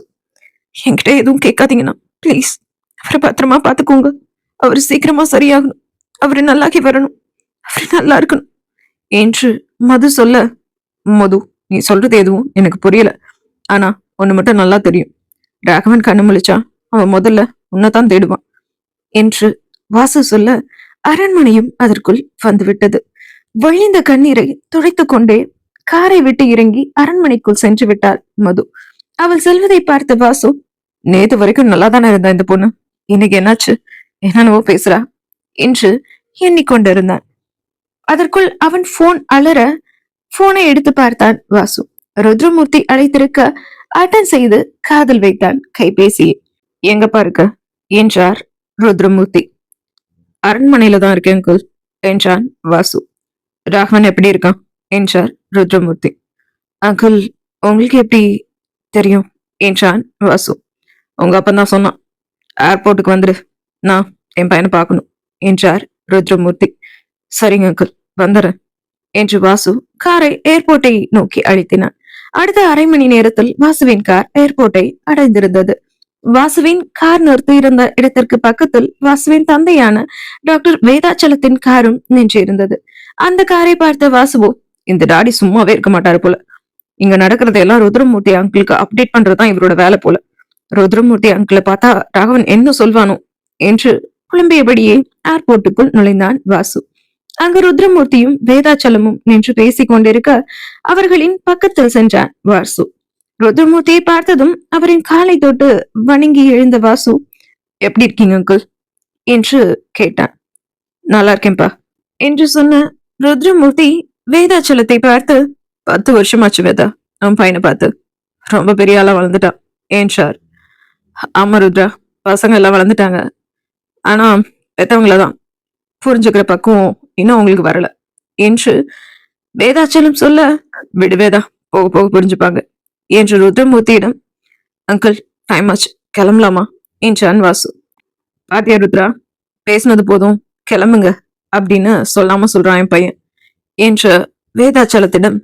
அப்படியெல்லாம் இல்லப்பா, ராகவன் இப்போதான் கண்ண முழிச்சான். ராகவன் கூட சஞ்சய் மட்டும்தான் இருக்கான்.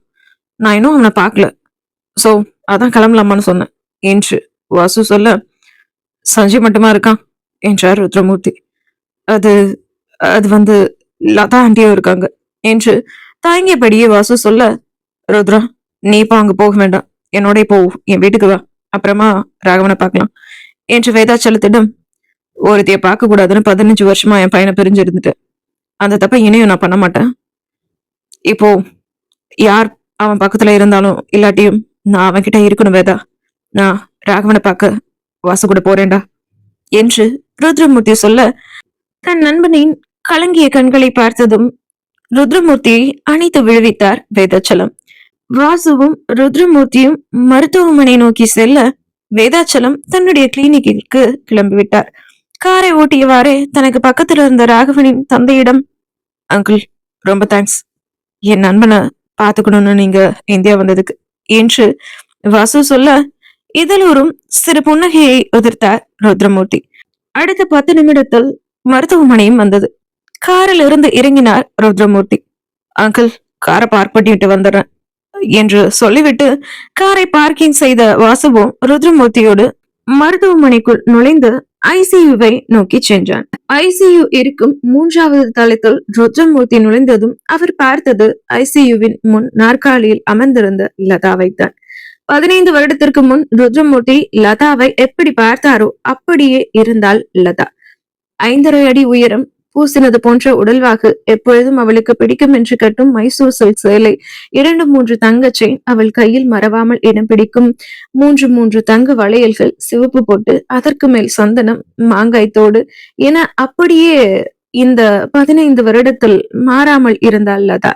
என்ன பின்னி போட்ட கூந்தலை கொண்டை போட்டு இருக்கிறாள். வயது முதிர்வு காரணமாக கொஞ்சம் நரைமுடி எட்டி பார்த்து கொண்டிருக்கிறது. லதாவிடம் இன்று புதிதாய் ருத்ரமூர்த்தி பார்த்தது 15 வருடத்திற்கு பிறகு இந்த 2 மட்டும்தான். ருத்ரமூர்த்திக்கு எப்பொழுது தெரிய போகிறது என்று தெரியவில்லை. வெளிப்புற தோற்றம் மட்டுமல்ல, லதாவின் வில்லத்தனமும் இன்னும் மாறாமல் இன்னும் அப்படியே இருக்கிறது என்பதை. அழுத்தமான காலடி சத்தம் கேட்கவே சத்தம் வந்த திசையை நோக்கினாள் லதா. அவள் கண்களை அவளால் நம்பவே முடியவில்லை. அவளின் எதிரே வந்து கொண்டிருப்பது ருத்ரமூர்த்தி.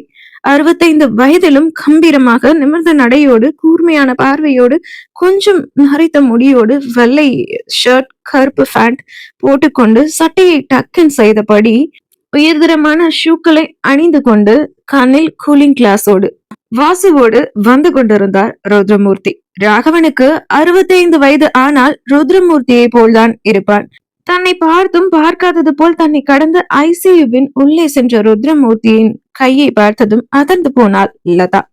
என்றோ ருத்ரமூர்த்திக்கு பரிசாக கொடுத்த கை கடிகாரத்தை, லதா கொடுத்த கை கடிகாரத்தை இன்னும் அவர் கையில் தான் கட்டியிருக்கிறார். அதை பார்த்ததும் லதாவிற்கு குற்ற உணர்ச்சி தாங்க முடியவில்லை. தலை குனிந்த லதாவோ மருத்துவமனையிலிருந்து கிளம்பிவிட்டார். உடம்பெங்கும் காயங்களோடும் கட்டுக்களோடும் ஐசியூவில் படுத்திருந்த தன் மகனை பார்த்த ருத்ரமூர்த்திக்கு கண்ணெல்லாம் கலங்கியது. கண்ணீரையும் தன்னையும் கட்டுப்படுத்தி கொண்ட ருத்ரமூர்த்தி தன் மகன் அருகே குனிந்து ராகவனின் தலையை தடவி கொடுக்க கண்களை விழித்தான் ராகவன். எப்படி பார்க்க என்று மெல்லிய குரலில் கேட்டார் ருத்ரமூர்த்தி. ஐம் ஓகே என்றான் ராகவன். ருத்ரமூர்த்தியின் பக்கத்தில் இருந்த வாசுவும் எதுவும் பேசாமல் அமைதியாய் நின்றிருந்தான். எங்கேயோ பார்த்தபடி. அவனை பார்த்த ராகவனும், ஏன் இன்னைக்கு மௌனவிரதமா, பேச மாட்டையா என்றான் ராகவன். எச்சிலை கூட்டி விழுங்கிய வாசுவிடமிருந்து ராகவன் கேட்ட கேள்விக்கு பதில் வரவில்லை. கைகளை கட்டிக்கொண்டு எங்கேயோ பார்த்து கொண்டு நின்றிருந்தான் ராகவன். பக்கத்தில் இருந்த நர்ஸிடம், நான் உட்காரணும் என்றான் ராகவன். பெட்டை அட்ஜஸ்ட் செய்து ராகவனை அமர வைத்தாள் செவிலிய பெண். இப்பொழுது வாசுவை பார்த்த ராகவன், டே வாசு, வாயை திறக்க கூடாதுன்னு எதுவும் சபதம் எடுத்திருக்கியா என்று ராகவன் கேட்டதும் எங்கோ பார்த்து கொண்டிருந்த வாசு ராகவனை பார்த்தான். தன் நண்பனுக்கு இப்படி ஆகிவிட்டதே என்ற வருத்தமும் கவலையும் அதிகமாயிருந்தது வாசுவிற்கு. அழக்கூடாது என்று இதுவரை அடக்கி வைத்திருந்த கண்ணீர் மடை திறந்த வெள்ளமாய் ராகவன் தன்னை அழைத்ததும் வாசுவின் கண்களிலிருந்து வழிய தொடங்கியது. வாசுவின் கண்களில் கண்ணீரை பார்த்ததும், வாசு என்றான் ராகவன். ஓடிச் சென்று தன் நண்பனின் கழுத்தோடு அணைத்து கொண்டு அழுதான் வாசு. தன் மகனுக்கு விபத்து நடந்ததும் தன் நண்பனின் மகன் அதை ஏற்றுக்கொள்ள முடியாமல் இப்படி உடைந்து அழுவதை பார்த்ததும் ருத்ரமூர்த்திக்கு அவர்களின் பாசத்தையும் நட்பையும் கண்டு பெருமையாயிருந்தது. தன் கழுத்தை கட்டி கொண்டாலும் வாசுவை விளக்கிய ராகவன், டேய் என்னது சின்ன பிள்ளை மாதிரி என்றான் ராகவன். தெரியலடா, ரொம்ப வலிக்குதுடா, உன்னை இப்படி என்னால பார்க்க முடியலடா. நேற்று எப்படி கிடந்த தெரியுமா, துடிச்சு போயிட்டடாடா. உன்னை மட்டும் ஆக்சிடென்ட் பண்ண அந்த லாரி டிரைவர் கையில கிடைச்சானா உன்னை நிக்க வச்சு கொளுத்து வேண்டாம் என்று வாசு சொல்ல, வாசு, லாரி டிரைவரை என்ன பண்ண போற நீ? அவன் அம்புதான், ஆனா அந்த அம்பை எரிஞ்சவன் ஆதித்யன் என்று ராகவன் சொல்ல, ராகவா அவன்தான் நேத்து என்று ஆரம்பித்தான் வாசு. அவன்தான் என்ன ஹாஸ்பிட்டல்ல கொண்டு வந்து விட்டான் தெரியும். ஆனா பிளான் போட்டு எக்ஸிக்யூட் பண்ணது என்ன லாரியில அடிப்பட வச்சு இப்போ ஹாஸ்பிட்டல் வரைக்கும் நாய் வந்ததுக்கு காரணம் எல்லாமே அவன் தானேடா. எனக்கு தகவல் வந்துடுச்சு என்று ராகவன் சொல்ல, இப்போ என்ன பண்றது என்றான் வாசு. ஒண்ணு பண்ண வேண்டாம், வெயிட் பண்ணு, பாத்துக்கிறேன் என்று ராகவன் சொல்ல, யார் அந்த ஆதித்யன் என்றார் ருத்ரமூர்த்தி. அங்கிள் அது என்று ஆரம்பித்தான் வாசு. வாசு என்று ராகவன் கத்த அமைதியானான் வாசு. இனி என்ன நடக்கப் போகிறது என்பதை அடுத்த அத்தியாயத்தில் பார்ப்போம். வணக்கம் மகளே, நீ தீயா இல்லை தென்றலா, அத்தியாயம் 36 கேட்கலாமா? கதைக்குள்ள போறதுக்கு முன்னாடி என்னோட சேனல்ல வர எல்லா காதல் கதைகளையும் நீங்க கேட்டு பாருங்க, நிச்சயமா உங்களுக்கு பிடிக்கும். மறக்காம அதுக்கு அப்புறமா என் சேனல்ல சப்ஸ்கிரைப் பண்ணிட்டு நீங்க கேட்ட கதை எப்படி இருந்தது அப்படிங்கிறத மறக்காம கமெண்ட்ல சொல்லுங்க அண்ட் லைக்கும் பண்ணிடுங்க. கதைக்குள்ள போலாமா? நீ தீயா இல்லை தென்றலா, அத்தியாயம் 36. ஆதித்யனை பற்றி வாசுவும் ராகவனும் பேசிக் கொண்டிருக்க அவன் யார் என்று ருத்ரமூர்த்தி கேட்டார். வாசுவும் ஆதித்யனை பற்றி கூற வாயெடுக்க சொல்ல வேண்டாம் என்று தடுத்து விட்டான் ராகவன்.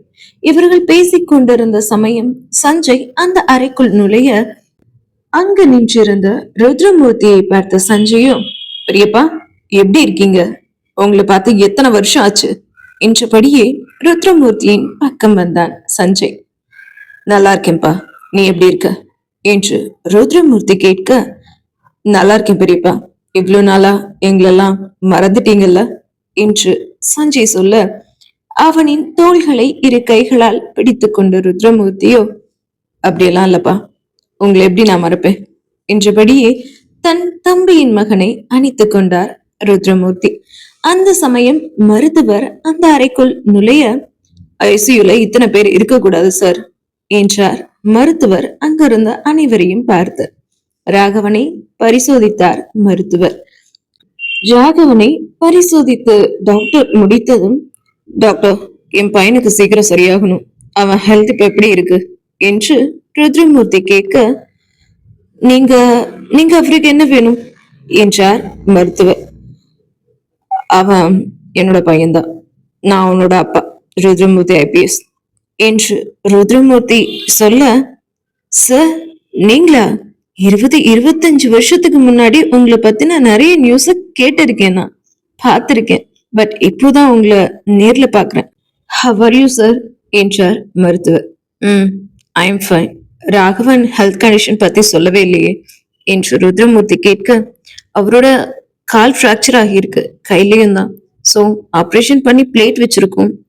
எப்படியும் அவர் எழுந்து நடக்க 20 days ஆகும் சார். மற்றபடி அவர் ஓகே தான் சார் என்று மருத்துவர் சொல்ல, ஓகே என்றார் ருத்ரமூர்த்தி. ருத்ரமூர்த்திக்கு ஐபிஎஸ் ஆக வேண்டும் என்று கனவு இருந்தது. கஷ்டப்பட்டு பல போராட்டங்களுக்கு இடையில் ஐபிஎஸ் ஆனார் ருத்ரமூர்த்தி. அவர் கல்லூரி படிக்கும் போது லதாவை காதலித்தார். லதாவிற்கு போலீஸ் என்றாலே பிடிக்காது. இருந்தாலும் ருத்ரமூர்த்தியின் போலீஸ் ஆசையை தடுக்கவில்லை லதா. ஐபிஎஸ் வேலையில் சேர்ந்த 5 வருடத்தில் பெயரையும் புகழையும் சம்பாதித்தார் ருத்ரமூர்த்தி. ருத்ரமூர்த்தி காக்கி உடையில் நடந்து வந்தால் பார்ப்பவர்களுக்கு மயிர்கூச்செறியும். ஆளுமை, கம்பீரம் இவை இரண்டும் ருத்ரமூர்த்தியின் அடையாளம். ருத்ரமூர்த்தி ஐபிஎஸ் ஆன 2வது வருடத்தில் லதாவை திருமணம் செய்து கொண்டார். மனதிற்குள் பேராசை கொண்ட லதாவிற்கோ ஐபிஎஸ் வேலையில் கிடைத்த ருத்ரமூர்த்தியின் சம்பளம் போதவில்லை. அதனால் அந்த வேலையிலிருந்து விலகி சொந்த தொழில் ஆரம்பிக்கும்படி ருத்ரமூர்த்தியை கட்டாயப்படுத்தினார் லதா. லதாவிற்காக ருத்ரமூர்த்தி ஐபிஎஸ் வேலையை விட்டார். சொந்த தொழிலும் ஆரம்பித்தார். லதாவிற்காக அத்தனையையும் செய்தார் ருத்ரமூர்த்தி. ஆனால் ருத்ரமூர்த்தியின் காதலைத்தான் லதா புரிந்து கொள்ளவில்லை. ராகவனை பரிசோதித்துவிட்டு மருத்துவர் ஐசியூவில் இருந்து சென்றுவிட, அண்ணா சாப்பாடு கொண்டு வந்திருக்கேன், கொஞ்சம் சாப்பிடுங்க என்றான் சஞ்சய். எனக்கு பசிக்கல, அப்புறம் சாப்பிட்டுக்கிறேன் என்றான் ராகவன். அந்த அறையின் வாயிலை பார்த்தான் ராகவன். யாரையோ எதிர்பார்த்துதான் வாயிலை பார்க்கிறான் என்பது ருத்ரமூர்த்திக்கு புரிந்தது. ராகவன் மதுவைத்தான் தேடுகிறான் என்பது சஞ்சய்க்கும் வாசுவிற்கும் நன்றாகவே விளங்கியது. சார், சாப்பிட்டுட்டு இந்த டேப்லெட்டை போடுங்க என்று ராகவனின் பக்கத்தில் இருந்த டேபிளில் மாத்திரைகளை செவிலிய பின் வைக்க, மச்சான் மாத்திரை சாப்பிடுறதுக்காவது கொஞ்சம் சாப்பிடணும்டா என்று வாசு சொல்ல, சஞ்சய் கொண்டு வந்த இட்லியை தட்டில் எடுத்து ராகவனின் பெட்டை சாப்பிடும் அளவிற்கு அட்ஜஸ்ட் செய்து ராகவன் பக்கத்தில் இருந்த டேபிளை ராகவன் அருகில் நகர்த்தி வைத்து அந்த டேபிளின் மேல் இட்லி தட்டை வாசு வைக்க, பெருமூச்சு எடுத்துக்கொண்ட ராகவனோ சாப்பிட கையை தூக்கினான். அவனுக்கு வலி எடுக்கவே, எனக்கு எதுவும் வேண்டாம் என்று ராகவன் கூறினான்.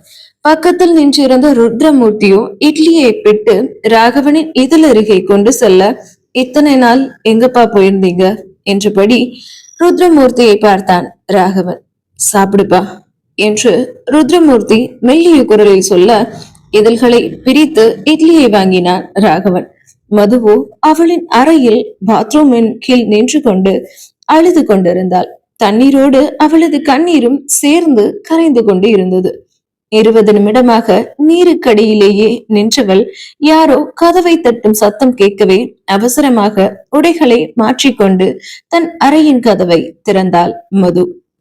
வெளியே நின்று கொண்டிருந்தாள் திவ்யா. என்னடி, எவ்வளவு நேரமா கதவை தட்டுறது, என்ன பண்ணிட்டு இருந்த உள்ள என்று திவ்யா கேட்க, குளிச்சுட்டு இருந்தேன்டி என்றாள் மது. சரி வா, சீக்கிரம் கிளம்பு என்றாள் திவ்யா. எங்க என்றாள் மது. இதென்ன கேள்வி, ஹாஸ்பிட்டலுக்கு தான் ராகவன் அண்ணாவை பார்க்க போகணும் என்றாள் திவ்யா. இல்ல, நான் வரல என்றாள் மது. இப்படி சொன்ன மதுவை புருவம் சுருங்க பார்த்தாள் திவ்யா. அந்த லதா ஆண்டி ஏதாவது சொன்னாங்களா என்று திவ்யா கேட்கவும், இல்லடி, அதெல்லாம் இல்ல என்றாள் மது. அப்புறம் என்னதானே உனக்கு பிரச்சனை?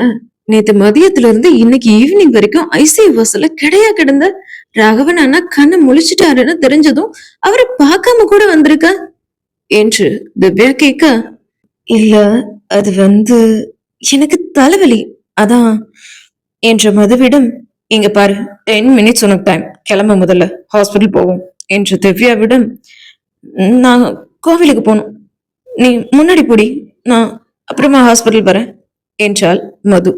எனக்கு வெட்டி முறிக்கிற வேலையெல்லாம் ஒண்ணும் இல்ல, நானும் கோவிலுக்கு வரேன், அதுக்கப்புறம் நம்ம 2 பேரும் சேர்ந்தே ஹாஸ்பிட்டல் போவோம் என்றாள் திவ்யா. திவ்யாவிடம் எதுவும் பேச முடியாமல் அவளோடு கிளம்பினாள் மது. கோவிலுக்கு போய் இருவரும் சாமி கும்பிட்டு முடிக்க திருநீரை வாங்கி பேப்பரில் மடித்துக் கொண்டு மது கோவிலின் ஒரு இடத்தில் அமர்ந்தாள். அவள் காதோறும் சலங்கை ஒலி கேட்கவே திரும்பி பார்த்தாள் மது. அவள் கொடுத்த சலங்கை மாட்டின கீச்சைன் வைத்தபடி குழந்தை ஒன்று அவள் பக்கத்தில் நின்றது. அக்கா, அந்த அண்ணாவை நீங்க பாத்தீங்களா என்றது அந்த குழந்தை. எந்த அண்ணா என்று மது கேட்க, என்கிட்ட உங்க போட்டோவை காட்டி இந்த அக்காவை பாத்தியான்னு கேட்டாரே அந்த அக்கா என்று அந்த குழந்தையிடம், பார்த்தேன் என்றாள் மது. அன்னைக்கு அந்த அண்ணாவை பார்க்கவே பாவமா இருந்துச்சு. அந்த அண்ணா நீங்க கொடுத்த கீச்சைனை கேட்டாங்க, நான் தரமாட்டேன்னு சொல்லிட்டேன். பட் அந்த அண்ணா எனக்கு சாக்லேட் எல்லாம் கொடுத்தாங்க. அதனால நான் ஒரு கிஃப்ட் கொடுக்கறேன், அந்த அண்ணாவை பாத்தீங்கன்னா அவர்கிட்ட கொடுத்துடுங்க என்று சொன்ன குழந்தை மதுவின் கன்னத்தில் முத்தம் கொடுத்து விட்டு ஓடிவிட்டது. அதை பார்த்த திவ்யாவோ சிரித்து விட்டார். சூப்பர் கிஃப்டடி, மறக்காம அண்ணாட்ட கொடுத்துடு என்று திவ்யா சிரிக்க, சும்மா இருடி என்று அவளை முறைத்தாள் மது. சிறிது நேரம் கோவிலில் அமர்ந்துவிட்டு மருத்துவமனையை நோக்கி நடந்தனர் பெண்கள் இருவரும். மருத்துவமனைக்குள் நுழைந்ததும் திவ்யாவின் கையை பிடித்து நிறுத்தினாள் மது. என்னடி என்றாள் திவ்யா. நான் வரலடி, நீ மட்டும் என்று மது வாயெடுக்க, வாய உடைச்சிடுவேன் வாடி முதல்ல என்று மதுவை இழுத்துச் சென்றாள் திவ்யா. ஐசியுவின் பக்கம் இருவரும் செல்ல வாசுவும் சஞ்சயும் அந்த அறையிலிருந்து வெளியில் வந்தனர்.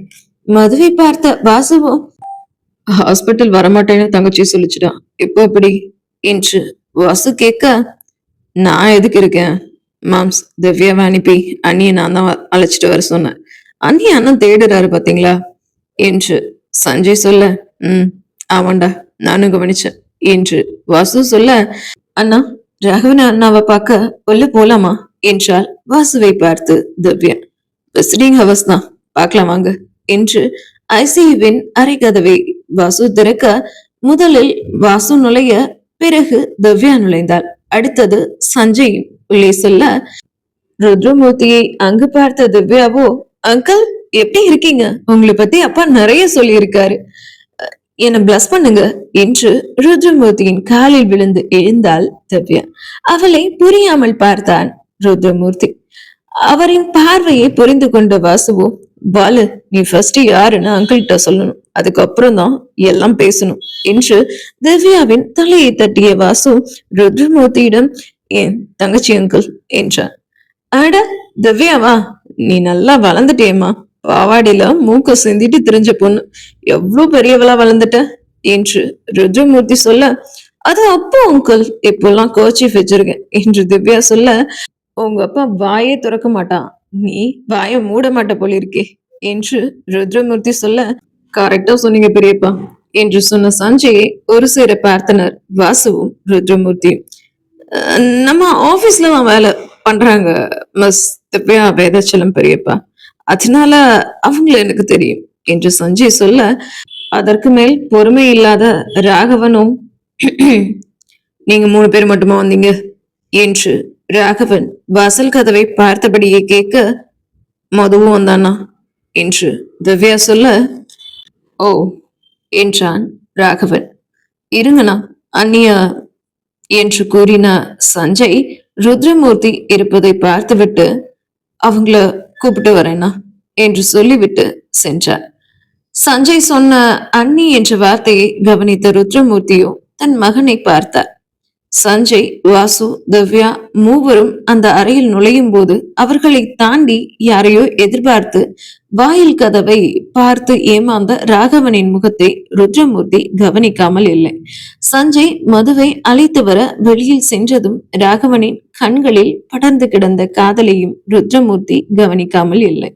ருத்ரமூர்த்தி மது அந்த அறைக்குள் நுழையும் முன்னரே தன் மகனின் மனமெங்கும் நிறைந்து கிடப்பது மதுதான் என்பதை உறுதிப்படுத்திக் கொண்டார். ராகவன் தண்ணீர் அருந்தி கொண்டிருக்க சஞ்சய் அந்த அறைக்குள்ளே நுழைந்தான் மதுவை அழைத்து கொண்டு. தண்ணீரை குடித்தவாறே அறையின் கதவையே பார்த்து கொண்டு ராகவன் இருக்க சஞ்சயின் பின்னே மது வர அவளை பார்த்ததும் ராகவனுக்கு புறையேற என்ற ராகவனை பார்த்த ருத்ரமூர்த்தியும் ஏனாச்சுப்பா என்று பதற அவன் கையில் இருந்த டம்ளரை வாங்கி கொண்டு பக்கத்தில் இருந்த டவலை எடுத்து அவன் வாய் கழுத்தில் எல்லாம் சிந்தி இருந்த தண்ணீரை துடைத்தார் ருத்ரமூர்த்தி. நேற்று உடலெங்கும் இரத்த களரியாய் பார்த்த ராகவனை இன்று தலையில் கை கால்களில் கட்டுக்களோடு பார்த்த மதுவின் கண்களிலிருந்து கண்ணீர் வெளிய யாரும் பார்க்கும் முன்னே கண்ணீரை புறங்கையால் துடைத்துக் கொண்டாள் மது. ஆனால் ருத்ரமூர்த்தி இதை கவனித்து விட்டார். ராகவனின் மெத்தையில் அவனின் பக்கத்தில் ருத்ரமூர்த்தி நின்று இருக்க அவரின் பக்கத்தில் திவ்யா, வாசு, சஞ்சய் நின்றிருக்க கடைசியாய் மது நின்றிருந்தார் தலை தாழ்த்தியபடி. மது, அங்கே நிக்கிற, இங்க வா என்று மதுவின் கையை பிடித்து இழுத்து வந்த திவ்யா ருத்ரமூர்த்தியிடம், அங்கிள், இவ மது, என்னோட க்ளோஸ் ஃப்ரெண்ட், ராகவன் அண்ணாவோட நியூ பிஏ என்று ருத்ரமூர்த்தியிடம் சொல்லிவிட்டு மதுவை பார்த்த திவ்யா, மது, இவரு என் அப்பாவோட ஃப்ரெண்ட் ருத்ரமூர்த்தி அங்கிள், அப்புறம் ராகவன் அண்ணாவோட அப்பாவும் கூட என்று திவ்யா சொல்ல ருத்ரமூர்த்தியை பார்த்த மது, வணக்கம் சார் என்றார். வணக்கமா, உன்னதான் பார்க்கணும்னு நினைச்சேன். என் மூத்த மருமகளோட தங்க நீதானே என்று ருத்ரமூர்த்தி கேட்க, ஆமா சார், நான் தான் என்று மதுவை பார்த்துவிட்டு ராகவனை பார்த்த ருத்ரமூர்த்தி, மாமான்னு கூப்பிடுமா, சாரெல்லாம் வேண்டாம் என்றார். சார், அது அது வந்து என்று மது தடுமாற, மாமான்னு கூப்பிடுமா என்றார் திரும்பவும் அழுத்தி ருத்ரமூர்த்தி. சரிங்க மாமா என்றாள் மது. சரி, டைம் ஆச்சு, அங்கிள் வாங்கல, சாப்பிட்டு வந்துடுவோம் என்று வாசு ருத்ரமூர்த்தி அழைக்க, போலாம் என்றார் ருத்ரமூர்த்தி. வாசுவும் ருத்ரமூர்த்தியும் அங்கிருந்து நகர, டேய், உனக்கு மட்டும் என்ன தனியா சொல்லுமா, வாடா என்று வாசுவின் குரல் கேட்க, வரே மாம்ஸ் என்ற சஞ்சய் திவ்யாவின் கையை பிடித்து இழுத்து கொண்டு வெளியே சென்றான். இப்பொழுது அந்த ஐசியு அறையில் மதுவும் ராகவனும் மட்டும் இருந்தனர். சில நிமிட அமைதி. அதன் பின்னர் என்றான் ராகவன். தலை தாழ்த்தி நின்றிருந்த மதுவும் ராகவனை பார்த்தாள். எவ்வளவு நேரம் நின்றுட்டே இருப்பேன், உட்காரு என்றான் ராகவன். பக்கத்தில் இருந்த சேரை இழுத்து போட்டு அமர்ந்தாள் மது. ராகவனின் இடது கையில் கட்டு போட்டிருக்க தன்னுடைய வலது கையால் பக்கத்தில் இருந்த மதுவின் கையை பிடித்த ராகவன், என்னாச்சு, ஏதாவது பிரச்சனையா என்றான். இல்ல என்றாள் மது தலை தாழ்த்தியபடியே. என பாருடி என்று ராகவன் சொல்ல நிமிர்ந்து ராகவனை பார்த்த மதுவின் கண்களிலிருந்து பொலபொலவென்று கண்ணீர் வழிந்தது. இப்ப எது கலர என்றான் ராகவன். ரொம்ப கஷ்டமா இருக்கு, அல்லன்னு போல இருக்கு, அதான் என்றாள் மது தேம்பினபடி. உயிரோட தானே இருக்கேன், சத்தா போயிட்டேன் என்று ராகவன் சொல்லி முடிக்கும் முன்னரே அவளின் கரங்கள் அவனின் வாயை மூடியிருந்தது. ராகவனின் மூச்சுப்படும் தூரத்தில் மது இருந்தாள். இன்னொரு முறை அப்படி சொல்லாதீங்க பிளீஸ் என்றாள் மது. அப்போ இனி ஏன் முன்னாடி நீ எதுக்கும் அழக்கூடாது, புரிஞ்சுதா என்றவன் சொல்ல, என்று மது சொன்னதுதான் தாமதம். அவனின் இதழோடு அவள் இதழை இணைத்திருந்தான் ராகவன். அவனை விளக்க முடியாமலும் முத்தத்தை தொடர முடியாமலும் திணறித்தான் போனாள் மது. இனி இந்த கதையில் என்னவெல்லாம் நடக்கப் போகிறது என்பதை அடுத்த அத்தியாயத்தில் பார்ப்போம். நன்றி. வணக்கம் மக்களே. இன்னைக்கு நீங்க ஒரு சூப்பரான ஒரு ஸ்டோரிய தான் இன்னைக்கு கேட்க போறீங்க. நீ தீயா இல்லை தென்றலா அத்தியாயம் 37 தான் இன்னைக்கு கேட்க போறீங்க. ஆக்சுவலா இன்னைக்கு இந்த அத்தியாயத்தை நான் எழுதும்போது ரொம்ப எமோஷனல் ஆயிட்டேன். இன்னைக்கு ஒரு திருப்தி எனக்கு கிடைச்சது. சித்து சூப்பர் அப்படிங்கிற மாதிரி என்ன நானே பாராட்டிக்கிட்டேன். அந்த மாதிரி இருந்தது இந்த அத்தியாயம். நிச்சயமா அது உங்களுக்கும் ஃபீல் ஆகும்னு நினைக்கிறேன். மறக்காம இந்த கதைய ஸ்கிப் பண்ணாம முழுசா கேளுங்க. அப்பதான் நீங்களும் இந்த கதையோட ஆழத்த, காதல உங்களால ஃபீல் பண்ண முடியும். இது நான் எழுதும் ஒரு கற்பனை காதல் கதை. உங்களுக்கு நிச்சயமா பிடிக்கும்னு நினைக்கிறேன். பிடிச்சிருந்தா சப்ஸ்கிரைப் பண்ணிட்டு, லைக் பண்ணிட்டு, அண்ட் கதை எப்படி இருந்ததுன்னு கமெண்ட்ல சொல்லுங்க. கதை கேட்போமா? அவள் பூவிதழ் மேல் அவன் நாவிதழ் ஆலிங்கன திருவிழா கொண்டாட ஆரம்பிக்க எதிர்பாரா மொத்தத்தில் அதிர்ச்சியானவள் விலக எத்தனிக்க விலக்க முடியாத அவன் ஆசைக்கு தடை விதிக்க முடியாத பேதையவளோ இவன் எனக்கானவன் என்று இசைந்து கொடுக்க இருவரின் அதரங்களில் முத்தப்போர் தொடங்கியது. என் பக்கத்துல நீ இருந்த அவன் உயிருக்கு ஆபத்து, விலகி போ என்ற லதாவின் வார்த்தைகள் அவள் மனத்திரையில் வந்து போக கஷ்டப்பட்டு அவனை விட்டு விலகியவள் அவனை பார்த்தபடியே இதழ்களை அழுத்த துடைத்துக் கொண்டு அந்த அறையை விட்டு வெளியேறினாள். திடீர் முத்தத்தால் வெக்கப்பட்டு அந்த அறையை விட்டு வெளியேறுகிறாள் மது என்று நினைத்து கொண்ட ராகவனும், ஹே மது, சாரி என்று அவன் கத்த, அப்போது அந்த அறையில் செவிலி பெண் ஒருத்தி நுழைய, சார் இது ஐசியு, இப்படியெல்லாம் கத்தக்கூடாது என்று சொல்ல, ஹா என்றான் ராகவன். ஐசியு அறையை விட்டு வெளியேறிய மதுவும் ஆட்டோவில் அரண்மனைக்கு சென்றாள். அவள் அறையினுள் புகுந்தவள் ஒரு பேகை எடுத்து அதில் தன் உடைகளை எல்லாம் எடுத்து தனித்தவள் பேகை எடுத்துக்கொண்டு தான் முன்பிருந்த அபார்ட்மெண்டிற்கு கிளம்பினாள். அஞ்சலி அவளது ஊருக்கு சென்றுவிட, திவ்யாவும் அவளது வீட்டுக்கு சென்றுவிட பூட்டி கிடந்த அந்த வீட்டை மது தன்னிடமிருந்த மற்றொரு திறப்பாளால் திறந்தாள். வீட்டை திறந்து உள்ளே வந்தவள் தன் பையை சோபாவின் ஒரு ஓரத்தில் வைத்துவிட்டு மற்றொரு ஓரத்தில் மது அமர்ந்து விட்டாள். கால்களை கட்டிக்கொண்டு சோபாவில் மது அமர்ந்து கொண்டிருக்க அவள் கைபேசி அலறியது. எடுத்து பார்த்தாள் மது. அழைத்திருந்தது திவ்யா. மருத்துவமனையில் மது இல்லை என்பதை தெரிந்த திவ்யா மதுவுக்கு அழைத்திருக்க போனை அட்டன் செய்து காதல் வைத்தாள் மது. ஹே, எங்கடி இருக்க? நான் வரதுக்குள்ள என்ன அவசரம் உனக்கு? அதுக்குள்ள கிளம்பிட்ட என்று திவ்யா கேட்க, நான் எங்க இருந்தா உனக்கு என்ன? நான் எங்க போனாலும் எங்க வந்தாலும் உன்கிட்ட சொல்லிட்டு தான் போகணுமா என்று மது கத்த, அதை கேட்ட திவ்யாவுக்கோ அதிர்ச்சி. மது திவ்யாவை சந்தித்து 4 வருடங்களுக்கு மேல் ஆனது. இதுவரை திவ்யாவிடம் மது இவ்வாறு கடிந்து பேசியதில்லை என்று மது பேசுவதை கேட்ட திவ்யாவிற்கு இது புதிதா இருந்தது. என்னடியாச்சு உனக்கு? ஏன் இப்படி பேசுற என்று திவ்யா கேட்க, இனி ஆகிறதுக்கும் பேசுறதுக்கும் ஒண்ணும் இல்ல, எனக்கு வேலை இருக்கு, வைக்கிறேன் என்று சொல்லிவிட்டு திவ்யாவின் பதிலை எதிர்பாராமல் அழைப்பை துண்டித்த மது, சாரி திவ்யா, எனக்கு எது தவிர வேற வழி தெரியல என்று தனக்குத்தானே சொல்லிக் கொண்ட மது தன் கைபேசியில் இருந்த மெயிலை ஓபன் செய்து பார்த்தாள். நல்ல வேலையாக ஆதித்யன் இண்டஸ்ட்ரீஸ்ல இருந்து வேலைக்காக மதுவுக்கு அனுப்பியிருந்த கடிதத்தின் ஒரு பிரதியை மதுவின் மெயிலுக்கும் அனுப்பியிருந்தார்கள். அதை பார்த்ததும் ஆழ்ந்த மூச்செடுத்தவள் குளித்துவிட்டு தன் படிப்பு சான்றிதழ்களை எடுத்துக்கொண்டு ஆதித்யனின் அலுவலகத்திற்கு கிளம்பினாள்.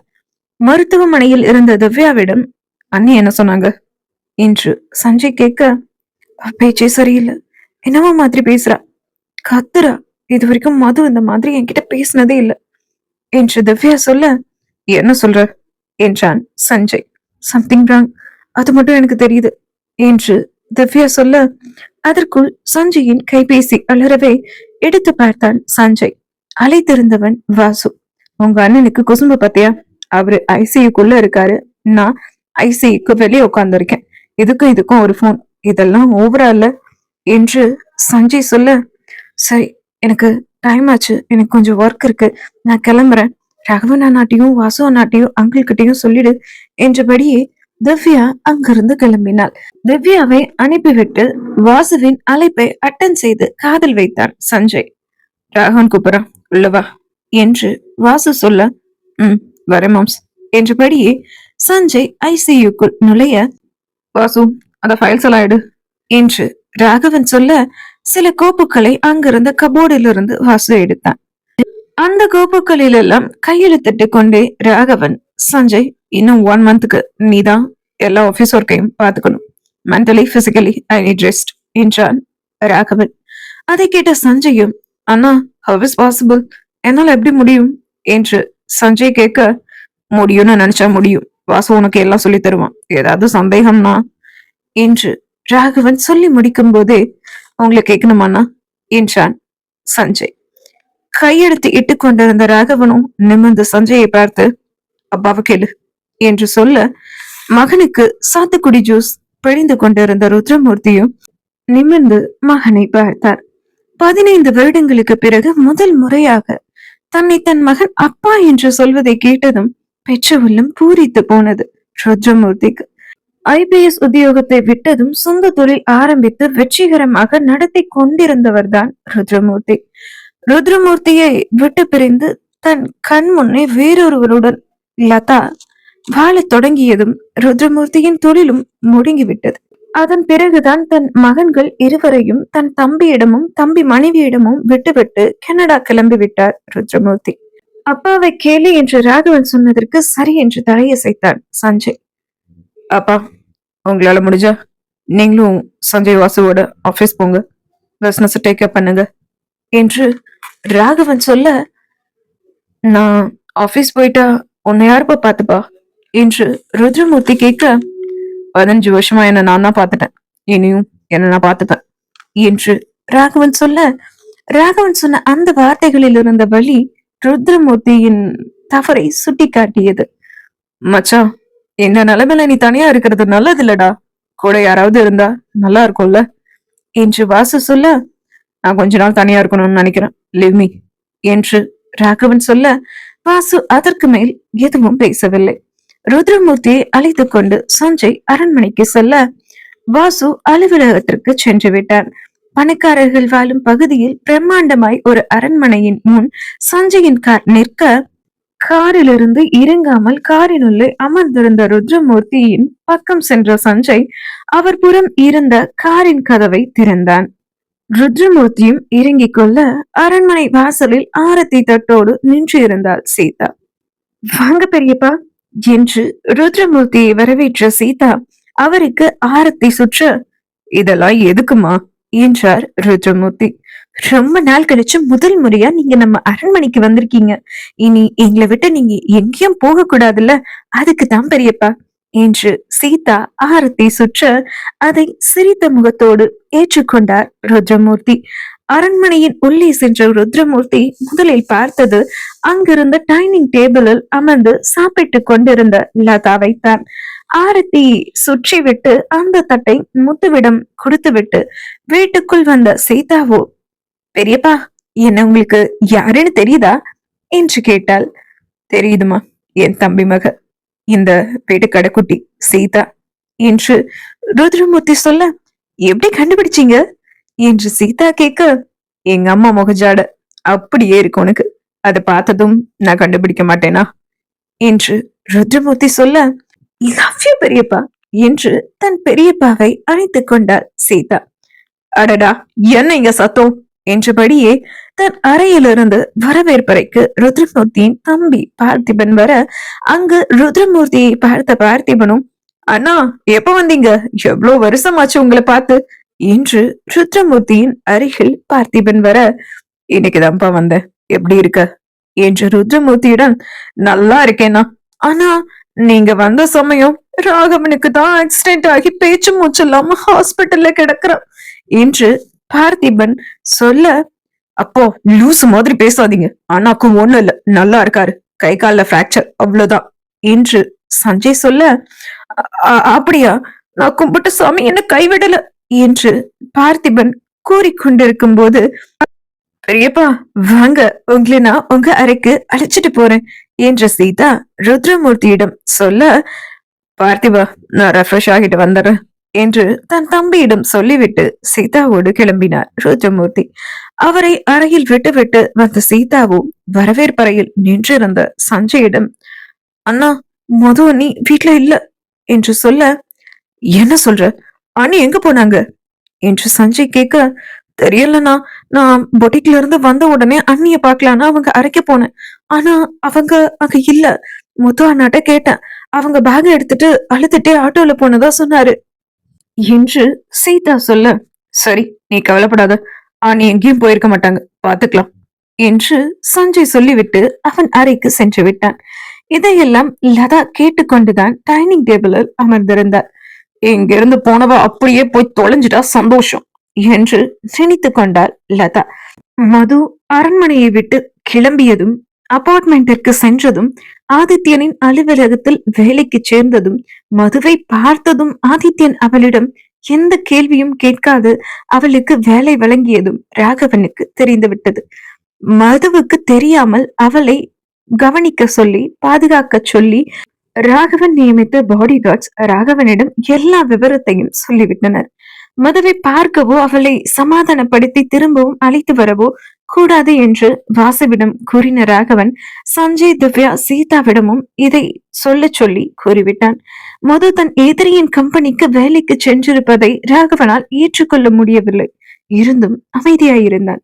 ராகவனின் இந்த அமைதிக்கு காரணம் என்னவென்று வாசுவிற்கும் விளங்கவில்லை. அடுத்த நாள் காலை சஞ்சயோடு ருத்ரமூர்த்தியும் மகனின் தொழில்களை கவனிக்க கிளம்பிவிட்டார்.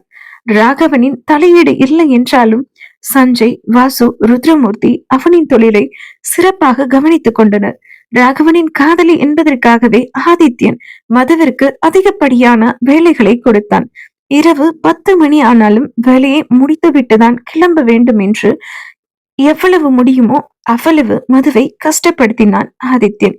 மது ராகவனின் காதலி என்ற ஒரே காரணத்துக்காக இத்தனையும் செய்து கொண்டிருந்தான் ஆதித்யன். இது எல்லாம் தெரிந்தும் ராகவன் அமைதியாயிருந்தான். மது ஆதித்யனின் அலுவலகத்தில் வேலைக்கு சேர்ந்து 10 நாட்கள் கடந்து விட்டது. அன்றிரவு மணி 10 இருக்கும்.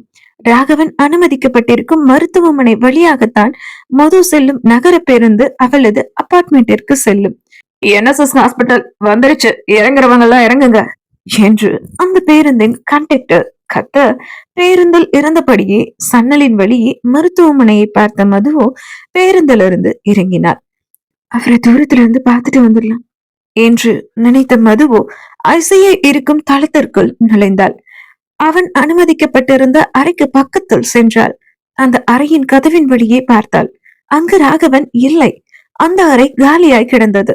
அந்த வழியாய் வந்த ஒரு தூய்மை பணியாளரும் மதுவை பார்த்துவிட்டு, யாருமா நீங்க, இங்கேயா நிக்கிறீங்க என்று கேட்க, ஐசியூல இருந்த ராகவன், அவரை பார்க்கணும் என்றாள் மது. ராகவன் தம்பியா? அவரை ஐசியூல இருந்து மாத்தி விஐபி அறையில இப்போ அவர் இருக்காரு. சீரியஸா இருக்க வரைக்கும் நம்ம ஐசியூ விஐபி அறை 5வது தளத்துல இருக்கு, அங்க போய் பாருங்க என்று அந்த தூய்மை பணியாளர் சொல்ல, மது 5வது தளத்தை நோக்கி சென்றாள். அந்த மருத்துவமனையின் லிப்ட் நோயாளிகளுக்கு மட்டும்தான் என்று எழுதியிருக்க, படிக்கட்டுகளிலேயே ஏறி 5வது மாடிக்கு சென்றாள் மது. ராகவனை எப்படியாவது பார்த்து விட வேண்டும் என்ற தேடல் அவளின் கண்களில் இருக்க, அவன் தன்னை பார்த்துவிடக் கூடாது என்ற பயமும் மதுவின் முகத்தில் இல்லாமல் இல்லை. ராகவன் இருக்கும் தளத்தை மது அடைந்ததும் அவளின் இதயம் படபடவென்று அடித்துக் கொண்டது. படியில் மூச்சு வாங்க ஏறின மது ஒரு நிமிடம் நின்று தன்னை நிலைப்படுத்திக் கொண்டு வளைவிலிருந்து திரும்பி ஒரு அடி எடுத்து வைக்க, கைகளில் கட்டுக்கள் பிரிக்கப்பட்டு பெல்ட் போட்டபடி, தலையிலிருந்த பெரிய கட்டு பிரிக்கப்பட்டு பேண்டேஜ் ஒட்டப்பட்டபடி, கால்களில் இருந்த கட்டுக்கள் பிரிக்கப்பட்டு, இடது கையில் ஊன்றுகோலோடு வளர்ந்தும் வலிக்கப்படாமல் கிடந்த தாடி மீசையோடு அரைக்கால் சட்டையும் டி ஷர்ட்டும் அணிந்தபடி ஒரு அறையிலிருந்து ராகவன் வெளியில் வர, மது அங்கு இருந்த தூணின் பின்னே மறைந்து கொண்டாள். அடைக்கப்பட்ட கண்ணீரோடு அவனை அணைக்க துடிக்கும் மனதை கட்டுப்படுத்தி கொண்டு தூணின் பின்னே மறைந்து மறைந்து ராகவனை பார்த்தாள் மது. ஊன்றுகோலின் உதவியோடு நடப்பதற்கு பயிற்சி எடுத்துக் கொண்டிருந்தான் ராகவன். ஒரு அடி எடுத்து வைக்கவே சிரமப்பட்டு கொண்டிருந்தான். வழியில் துடித்தான். ஒரு கட்டத்தில் நடக்க முடியாமல் பக்கத்தில் இருந்த நாற்காலியில் அமர்ந்து விட்டான். மது விட்டு சென்ற வழி, உடல் கொடுக்கும் வழி என நொந்து கொண்டிருந்தான் ராகவன். அவனை பார்க்கவே மதுவிற்கு பாவமாக இருந்தது. அவனை தாங்கி பிடிக்க அவளின் உள்ளம் துடித்தது. இதற்கு மேல் எங்கு நின்றிருந்தாள்? தன்னை கட்டுப்படுத்த முடியாது என்று உணர்ந்த மதுவோ அங்கிருந்து நகர்ந்தாள். மது அவனை பார்க்க மருத்துவமனைக்கு வந்ததும் தூணின் பின்னே இருந்து தன்னை பார்த்து கொண்டிருந்ததும் ராகவனுக்கு தெரியும். பாடி கார்ட்ஸ் அனைத்தையும் ராகவனுக்கு சொல்லிவிட்டனர். நாற்காலியில் அமர்ந்திருந்த ராகவன் தூணின் பின்னே அவள் நின்றிருந்த இடத்திற்கு சென்றான். அவள் விட்டு சென்ற அவளின் மூச்சு காற்றை அந்த தூணில் சாய்ந்து கண்மூடி உள்வாங்கியவன் அவன் காலில் ஏதோ தட்டுப்பட குனிந்து அதை எடுத்தான். அவன் கையில் இருந்தது மதுவின் காலிலிருந்து கழண்டு விழுந்த கொலுசு. அதனை கையில் உயர்த்தி பிடித்து பார்த்தவன் அமைதியாய் அவன் அறைக்கு சென்று விட்டான். இனி என்னவெல்லாம் நடக்கப் போகிறது? நீ தீயா இல்லை தென்றலா இந்த கதையில் என்பதை அடுத்த அத்தியாயத்தில் நாம் பார்க்கலாம். நன்றி.